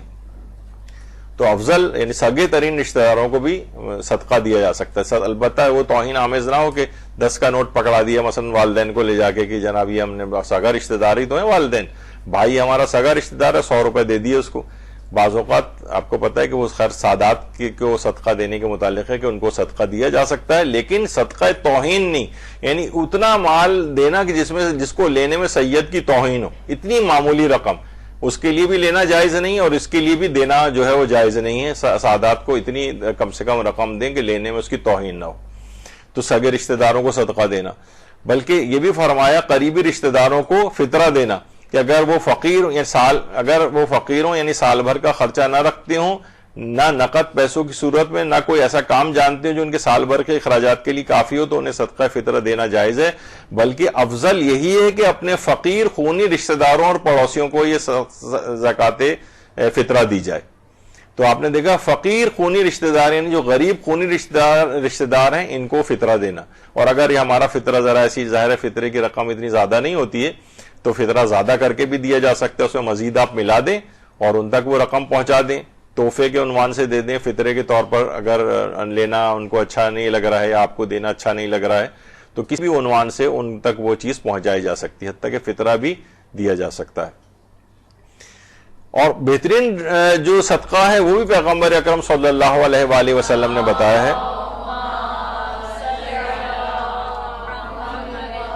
کہ ایسے رشتہ دار کو دینا جو قلبی طور پر دشمنی رکھتا ہو، ہمارے اس سے تعلقات صحیح نہیں، لیکن کیا ہے کہ ہم اس سے جو ہے وہ اس پہ مال کو خرچ کر رہے ہیں، معلوم ہے کہ اس سے ہمارے تعلقات صحیح نہیں، لیکن آپ کی نیت یہی ہے. صدقہ دینے سے مراد یہ نہیں کہ وہ اس کو چھوٹی موٹی رقم دی جائے، بلکہ اس کو صدقے کے عنوان سے اس کو مال کو خرچ کر دیں آپ.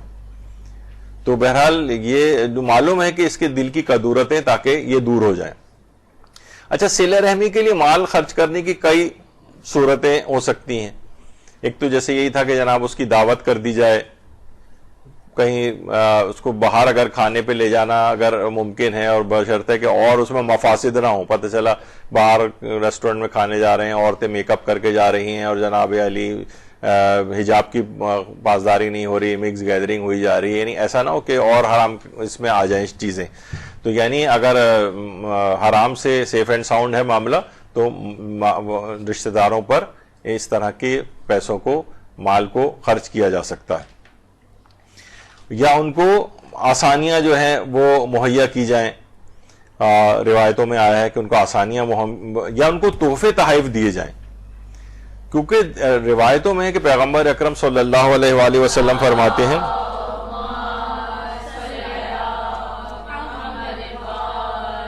کہ تحفہ عقل مند کی آنکھیں بند کر دیتا ہے، تحفہ کان آنکھ اور دل کو بیکار کر دیتا ہے. لوگوں کو سمجھ میں نہیں آتا کہ تو یہ کیا مراد ہے. یعنی آنکھیں بند ہوں گی، عقل مند کی بھی آنکھیں بند ہو گئی، وہ اب اس میں کوئی عیب بھی اس کو نظر نہیں آئے کیونکہ آپ نے اس سے قرضہ لے لیا ہے، آپ نے اس سے تحفہ لے لیا ہے. تو اب آپ کو اپنی آنکھیں آپ بند کر لیتے ہیں، اپنے کان، کوئی مثلا آپ کے سامنے اس کی غیبت کرتا ہے، آپ کو اچھا نہیں لگتا، آپ اپنے کان بند کر لیتے ہیں. دل میں اس کے متعلق کوئی وسوسہ پیدا ہوتا ہے، لیکن کیونکہ اس نے آپ کو تحفہ دیا ہوتا ہے تو آپ اس کے متعلق جو ہے نا حسن زن سے ہی کام لے رہے ہوتے ہیں. یعنی یہ جو تحفہ ہے یہ اس کی آنکھیں بند کر دے گا، کان بند کر دے گا، دل کو بیکار کر دے گا. تو یہ ہمیشہ آپس میں اس طرح سے جو ہے وہ کرتے رہنا چاہیے تحفے تحائف والا معاملہ. یا اسی طرح سے یقین جانے کہ کبھی شاید صلہ رحمی جو کا سلسلہ نہ ٹوٹے، قطع رحمی کی طرف نہ جائے. اگر رشتہ دار کو کبھی اور ہو جاتی ہے ضرورت پیش، بعض اوقات بہت سی فیملیز میں ذرا مین پاور کی کمی ہوتی ہے، کوئی شخص ہاسپٹلائز ہو گیا تو اب نہ کون رات کو رکے گا، کون دوپہر کو رکے گا، کون صبح کو رکے گا. آپ کہیں گے بھائی جناب دوپہر سے لے کر رات تک میں رکوں گی آپ کے پاس. ایک دفعہ بھی ظاہر ہے، ہر تو ایسا نہیں کہ آئے دن روزانہ لوگ بیمار ہوتے ہوں، کبھی زندگی میں ایک آدھ دفعہ ایسا موقع پیش آئے گا. لیکن جو آپ نے اس کے ساتھ کیا ہے، مثلا رات بھر بھی اگر آپ اس کے پاس رک گئی ہیں کسی ایک رشتہ دار کے پاس، ساری زندگی وہ آپ سے کبھی پھر وہ قطع رحمی کی طرف معاملہ نہیں جائے گا اگر یہ والا احسان آپ نے اس سے کر دیا. تو یہ اس طرح کی چیزیں ایسی ہیں کہ جن کا صلہ رحمی کے سلسلے میں یعنی اپنی خدمات پیش کرنی چاہیے. یہی وہ موقع ہے کہ جب واقعتاً رشتہ داروں کی ضرورت پیش آتی تو اس کی عیادت کرنے کے لیے جانا وہ الگ ہے، لیکن اس کے لیے اپنی خدمات کو پیش کرنا کہ اتنے گھنٹے کے لیے میں آپ کے پاس رک جاؤں گی، چاہے گھر پہ چاہے ہاسپٹل میں. اور یہ پھر دیکھیے گا انشاءاللہ کبھی اس کو ہمیشہ وہ چیز یاد رہے گی کہ یہ اس نے میرے ساتھ اتنی بڑی نیکی کی تھی، ورنہ اسپتال میں کون کسی کے پاس رکتا ہے. دور ممالک میں رہنے والے صلہ رحمی کیسے کریں؟ وہ عام طور پر جا کر نہ بھول جاتے ہیں کہ اب تو ہم دور ہیں، اب ہم سالہ سال ایک دوسرے سے کوئی رابطہ نہیں رکھ رہے ہوتے، بالکل کٹ گئے، کہیں سے کہیں طلب پہنچ گئی ان کو کہ فلاں شخص صاحب مر گئے ہیں، تو وہ بھی بس نہ آتے ہیں نہ کچھ ہے. جبکہ دور رہنے والے افراد بھی کم سے کم اب یہ جو دیگر ذرائع ہیں، واٹس ایپ، یہ وہ مختلف طریقوں کے ساتھ سوشل میڈیا کے ذریعے ایک دوسرے سے روابط اس سے برقرار رکھ سکتے ہیں اپنے. دیکھیں، منہ پھولائے جو رشتہ دار ہوتے ہیں، یہ عام طور پر کیا ہے کہ ایسے افراد کی بہت مذمت کی ہے کہ اللہ کی رحمت سے دور ہے وہ شخص جس کی طرف اس کا بھائی صلح کے لیے ہاتھ بڑھائے اور وہ صلح نہ کرے. مثلا وہ آ رہا ہے، وہ آپ کی طرف ملنا چاہ رہا ہے، جھک رہا ہے، اپنی ناک نیچی کر کے آپ کے پاس آ رہا ہے، اور آپ جو ہے جناب اکڑے چلے جا رہے ہیں. کہا جاتا ہے نا کہ اکڑنا جو ہے مردہ ہونے کی دلیل ہے، اور زندہ انسان میں ایک لچک ہوتی ہے. جو مردہ ہے وہ اکڑا صرف رہتا ہے، اس کے ہاتھ پاؤں بھی کوئی نہیں ہلا سکتا، اکڑ گیا مرنے کے بعد. تو بہرحال یہ جو ہے جو صلح کی طرف، یعنی وہ اپنی عزت کو وہ کر کے آپ کے پاس آ رہا ہے، لیکن آپ اس سے پھر بھی ملنا نہیں چاہ رہے. تو فرمایا اللہ کی رحمت سے دور ہو جائے گا یہ شخص کہ مسلمان بھائی سے صلح کا ہاتھ بڑھا رہا ہے، نہیں کہ اس کو قبول کر رہا ہے. اور چھٹے امام یہ بھی فرماتے ہیں جملہ کہ اگر تم نے سنا کہ تمہارے بھائی یا دوست نے تمہارے خلاف کچھ کہا ہے، مگر اس دوست یا بھائی نے اس کی تردید کی ہے، تو تم اس بات کو قبول کرو. اگر تم نے اپنے بھائی کے خلاف کچھ سنا اور 40 لوگوں نے بھی گواہی دی کہ اس نے ہاں یہ بات کہی تھی، یعنی آپ کے خلاف یہ بات کہی تھی، مگر وہ تمہارا بھائی یا دوست اس کی تردید کرے، تو اپنے بھائی کی بات کو قبول کر لو اور 40 لوگوں کی بات کو رد کر دو. کتنی زبردست تعلیمات ہیں. جب وہ کہہ رہے کہ ٹھیک ہے، چاہے وہ آپ کا دل کو اطمینان ہی کیوں نہ ہو رہا ہے کہ یہ غلط کہہ رہا ہے، اس نے میرے متعلق ایسا کہا تھا، لیکن تردید کر رہا ہے تو بات کو قبول کر لو تاکہ یہ سلسلہ آگے نہ بڑھے، صلہ رحمیہ قطع تعلق کی طرف نہ جائے. نظر انداز کر دو اس کی بات کو، اور ان کی بات کو قبول کر لو، ان 40 لوگوں کی بات کو چھوڑ دو تم. تو یہ بھی صلہ رحمی برقرار رکھنے کے لیے. اب دیکھیں، قطع رحمی کو ختم کرنے کے بہترین مواقع کون سے ہیں؟ غصے کو پی جانا. بہت ساری ایسی باتیں آتی ہیں کہ آپ کو غصہ آتا ہے رشتہ داروں پر. جب چھٹے امام کے ایک صحابی نے اپنے رشتہ داروں کی شکایت کی تھی تو آپ نے فرمایا تھا اپنے غصے کو پی جاؤ اور نیکی کرو. اس نے کہا وہ تو ایسا عمل کرتے ہیں مولا. تو امام نے فرمایا کہ تم بھی ان کی مثل ہونا چاہتے ہو تاکہ اللہ تمہاری طرف بھی نہ دیکھے. یعنی تمہیں بہرحال اپنے غصے کے اوپر جو ہے نا کنٹرول کرنا ہے، غصے کو پی جاؤ اور ان کے ساتھ نیکی کرتے رہو. چھٹے امام یہ بھی فرماتے تھے کہ میں اپنے غلام، یعنی جو نوکر ہوتے تھے ان کے، اور اپنے گھر والوں کی باتوں پر اس قدر صبر برداشت کرتا ہوں جیسے کڑوے پھل کا کھانا. جو بھی صبر کرتا ہے وہ اس صبر اور برداشت کی وجہ سے نمازی، روزے دار اور شہید کا مرتبہ حاصل کر لیتا ہے جو رسول اللہ کی ہمراہی میں جنگ کرے. یعنی درود بھیجیے محمد علیہ.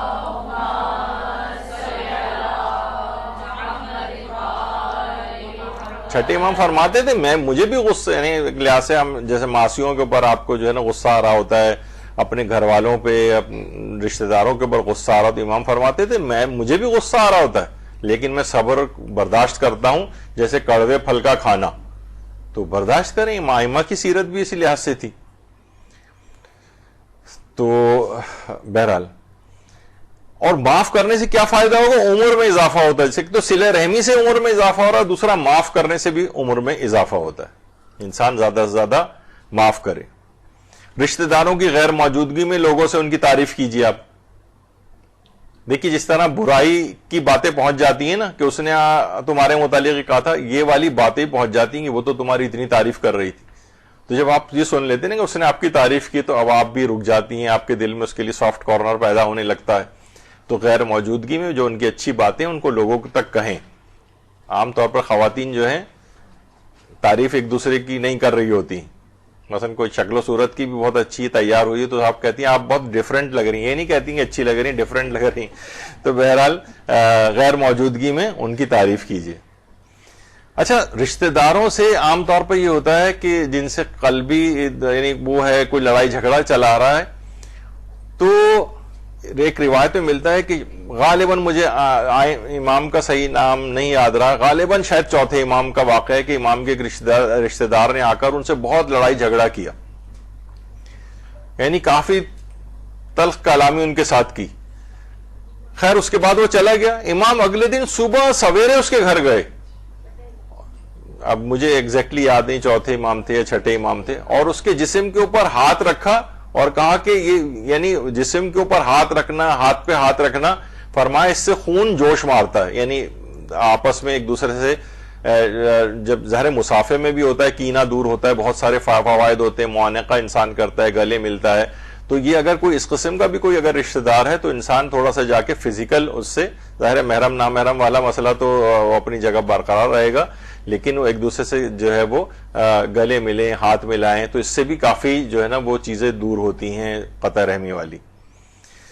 اچھا, صرف یہ صلہ رحمی کے لیے صرف دعا کرنا کافی نہیں ہے. رہبر معظم سے ایک سوال پوچھا گیا کہ کیا صلہ رحمی کے لیے رشتہ داروں کے لیے دعا کرنا کافی ہے, کیا مل ملا نہیں رہے, بس دعا کر رہے ہیں ان کے لیے؟ انہوں نے فرمایا صرف دعا کرنا صلہ رحمی میں شمار نہیں ہوتا ہے, لیکن صلہ رحمی کے لیے آمد و رفت کرنا بھی ضروری نہیں ہے, بلکہ ٹیلی فون کے ذریعے حال پوچھ لینا بھی کافی, وہ جیسے ہم نے پچھلی دفعہ بھی بتایا تھا. لیکن فقط دعا کرتے رہنا اور ویسے کوئی بھی رابطہ نہیں رکھنا ان سے, یہ ٹھیک نہیں. یعنی دعا کرنا بالکل ایک الگ چیز ہے, لیکن یہ صلہ رحمی کے لیے فقط دعا یہ کافی نہیں. یعنی سلام کم سے کم پہنچا دیں ان تک, اپنے رشتہ دار تک سلام لکھ کے بھیج دیں ان کو. تو بہرحال یا ان کے کسی سلام کا جواب دینا بھی, یہ بھی روایت میں آیا, چھٹے امام نے فرمایا کہ اچھے انداز میں سلام کر کے یا اس کا جواب دے کر ہی چاہے کیوں نہ ہو ان سے نیک سلوک کرو اپنے عزیز و اقارب سے. یہ جواب دے کر بھی, یعنی انہوں نے سلام کیا تو اب یہ نہیں کہ آپ سلام کا جواب نہیں دے رہے, آپ روٹھے ہوئے ہیں, ایٹھے ہوئے ہیں اور اکڑ دکھا رہے ہیں ان کو, یہ نہیں ہونا چاہیے. یعنی خواہ سلام کا جواب دے کر ہی کیوں نہ ہو. داؤد بن کثیر رقی نے کہا کہ میں امام صادق علیہ الصلوۃ والسلام کی خدمت میں بیٹھا ہوا تھا.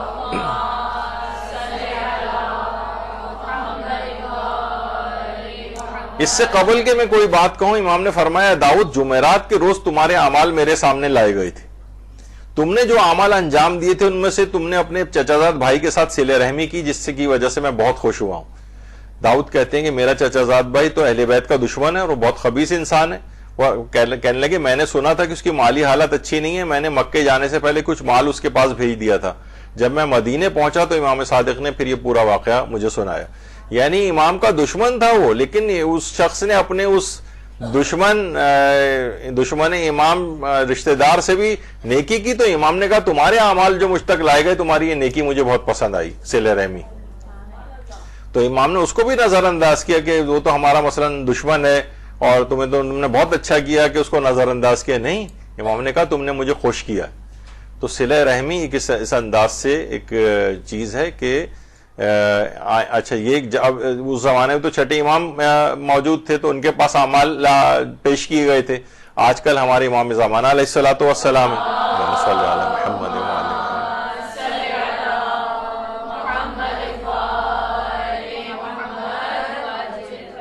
ان کے پاس اعمال پیش کیے جاتے ہیں. تو ہمارا یہ والا کم سے کم جب چھٹے امام خوش ہوئے تو امام زمانہ علیہ السلام بھی خوش ہوں گے اگر ہم اپنے رشتہ داروں کے ساتھ اس انداز سے نیکی کریں گے.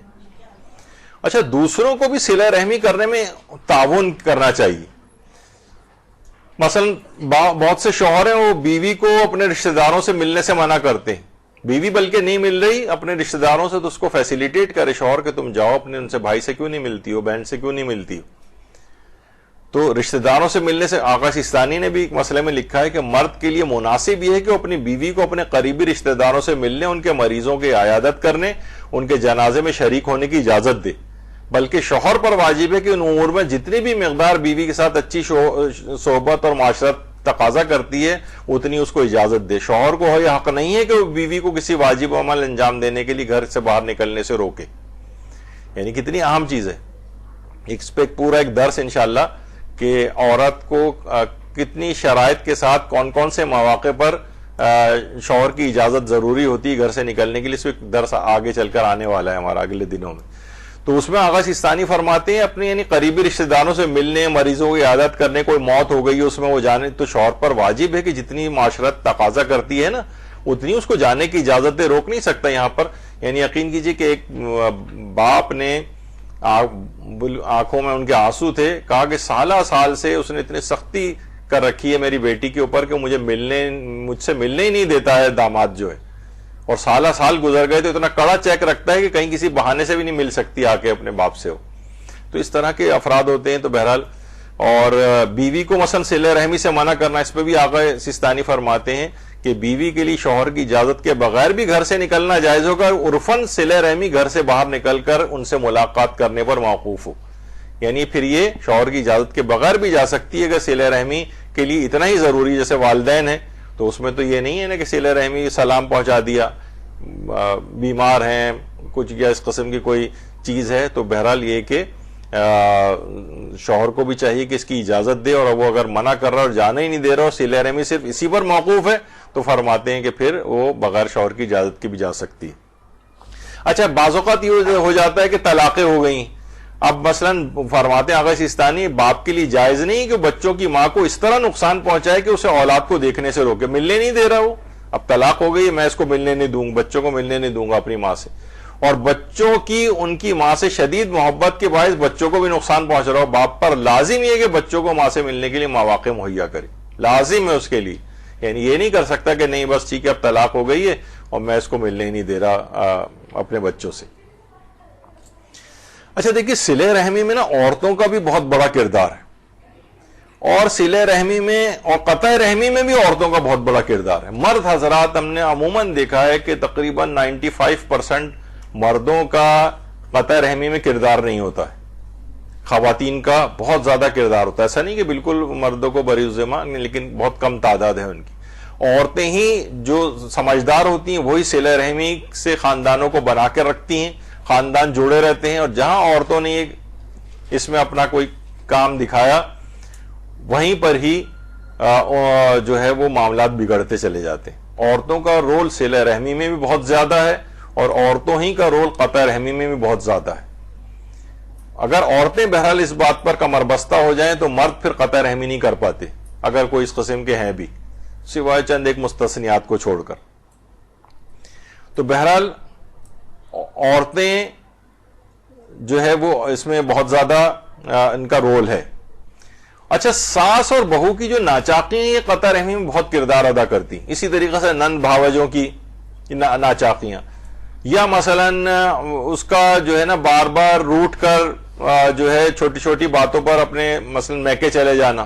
اب یہ جو میکے روٹ کر جاتی ہے نا تو یہ آپس میں اس کے بعد غیبتیں شروع ہوتی ہیں، ساس کی اور فلاں اور شوہر کی، اور جس طرح کی نند بھاوج کا مثلا اگر ہو رہا ہے تو اس میں ہو رہا ہے بھائی بہنوں کے آپس میں جو ہے نا، ظاہر ہے وہ جو شوہر ہے اس کا وہ اپنی بہن کے ساتھ اس کے تعلقات خراب ہو رہے ہیں، قطع رحمی کے اوپر چلا جاتا ہے. یعنی ان لوگوں کی آپس کی ناچاقیاں خاندانوں کو خراب کر کے رکھ دیتی ہیں.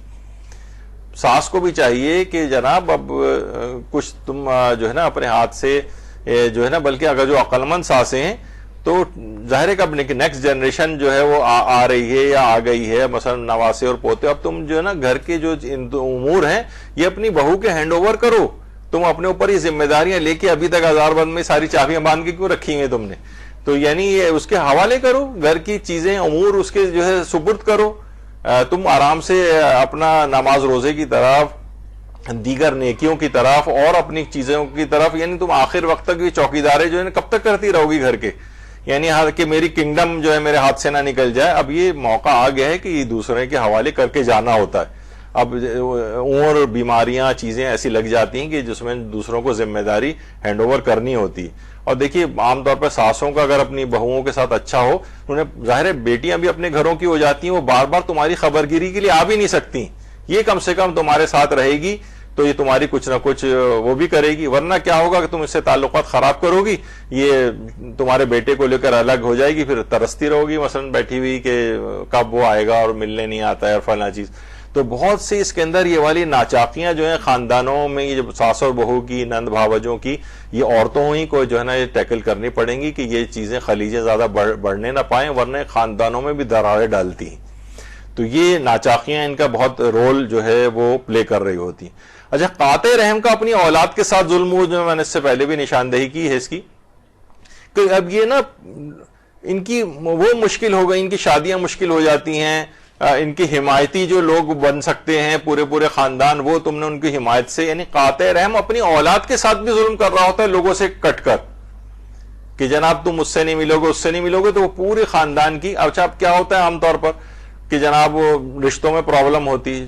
عام کتنے خاندانوں کے ایسے کہ بھئی وہ فلاں جو ہے وہ تو تحقیق کی تو وہ تو کسی سے ملتے ہی نہیں ہے, تو لوگ جو رشتہ آ بھی رہا ہوتا ہے اور ان کی یہ والی شہرت ہو جاتی ہے کہ خاندان والوں سے کٹے ہوئے, تو وہ سوچتے ہیں پتہ نہیں لوگ کیا کس قسم کے ہیں, یہاں پر تو رشتہ بھی نہ کیا جائے. تو یہ ان کی قطع رحمی جو ہے نا, یہ ان کی اولادوں تک اس کے اثرات جا رہے ہوتے ہیں, اثرات بد. رشتوں میں مشکل ہو رہی ہے اور پرابلم ہو رہی ہے, لوگ ان کو قابل اعتبار نہیں سمجھ رہے ہوتے. اور فقط دوسروں سے صلہ رحمی کی توقع کرنا, تو یہ ایک انتہائی احمقانہ بات ہے. انسان یعنی دوسروں سے توقع نہ کرے, خود کرے. اور خاندان کی جو پیچیدگیاں جو ہوتی ہیں نا, دیکھیے کہا جاتا ہے نا کہ جو اگر انگلیوں کے ناخن اگر بڑھ جاتے ہیں, انگلیاں نہیں کاٹی جاتی, ناخن کاٹے جاتے ہیں. تو آپس میں اگر کوئی تعلقات خراب بھی ہو رہے ہیں تو تعلقات کو درست کرنے کی فکر کرنی چاہیے, نہ کہ رشتہ داریاں قطع کر دی جائیں. تو بہرحال دوسروں سے فقط اس کی توقع نہ کریں, اگر دوسرا نہیں بھی کر پا رہا ہے تو آپ خود آگے بڑھ کر اس پر عمل کریں. اور ایک روایت ہے حضرت ابو ذر غفاری کی کہ پیغمبر اکرم صلی اللہ علیہ وآلہ وسلم نے فرمایا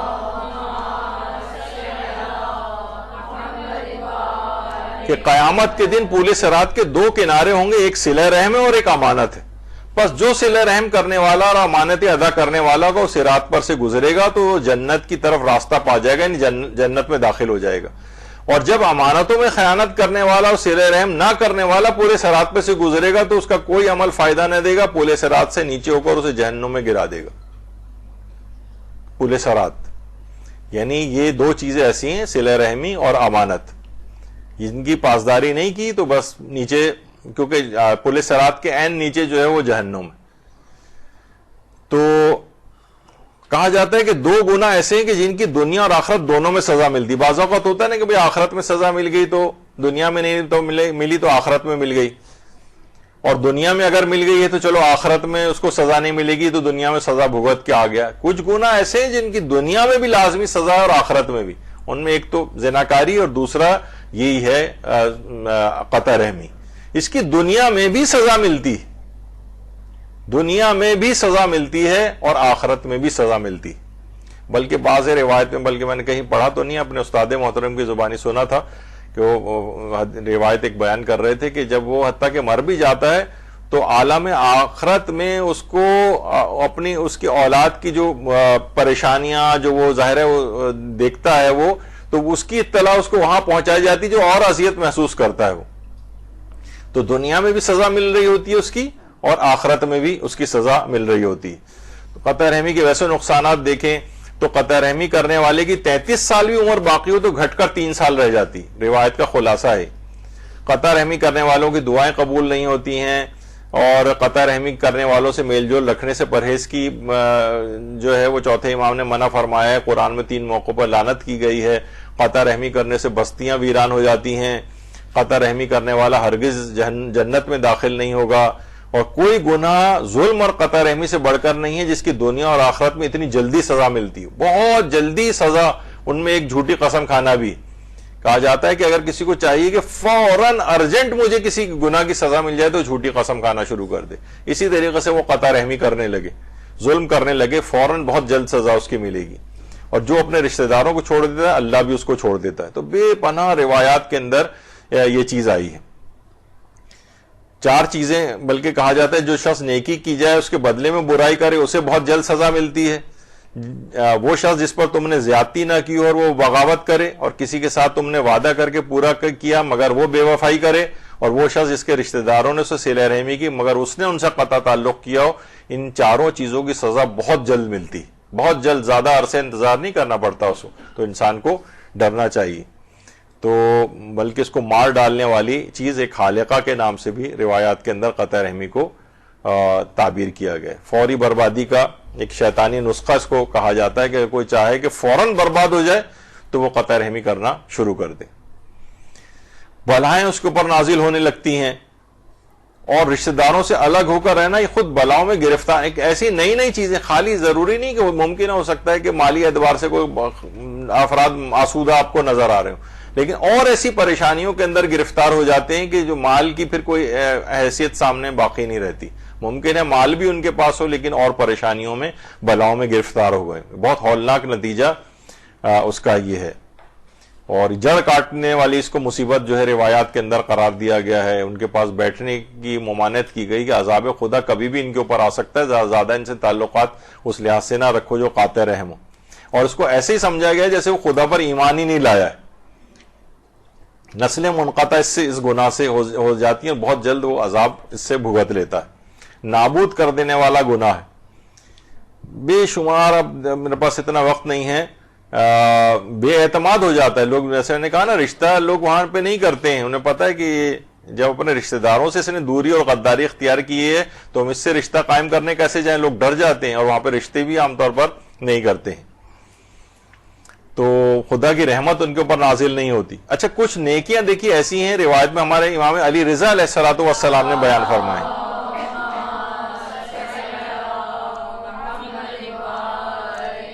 کچھ نیکیاں ایسے ہیں جو جوڑے جوڑے بنائے گئے, ان میں سے جوڑوں کو قبول کیا جائے گا. کوئی ایک اگر آپ نے کی نیکی اور دوسری چھوڑ دی تو دونوں قبول, دوسری تو چھوڑ ہی دی, وہ پہلی بھی قبول نہیں ہوگی. مثلا انشکر لی ولے والدیک, سورہ لقمان کی, کہ اللہ کہہ رہا ہے میرا بھی شکریہ ادا کرو, اپنے ماں باپ کا بھی شکریہ ادا کرو.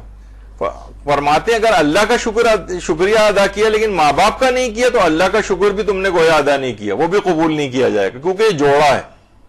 اسی طریقے سے اقیموا الصلاۃ وآتوا الزکات, نماز قائم کرو اور زکات دو, یہ جوڑا ہے. اب تم نے صرف نماز پڑھی اور زکات یعنی مال واجبات اپنے ادا نہیں کیے تو وہ نماز بھی تمہاری قبول نہیں ہوگی کیونکہ یہ جوڑے میں قبول کی جاتی ہے.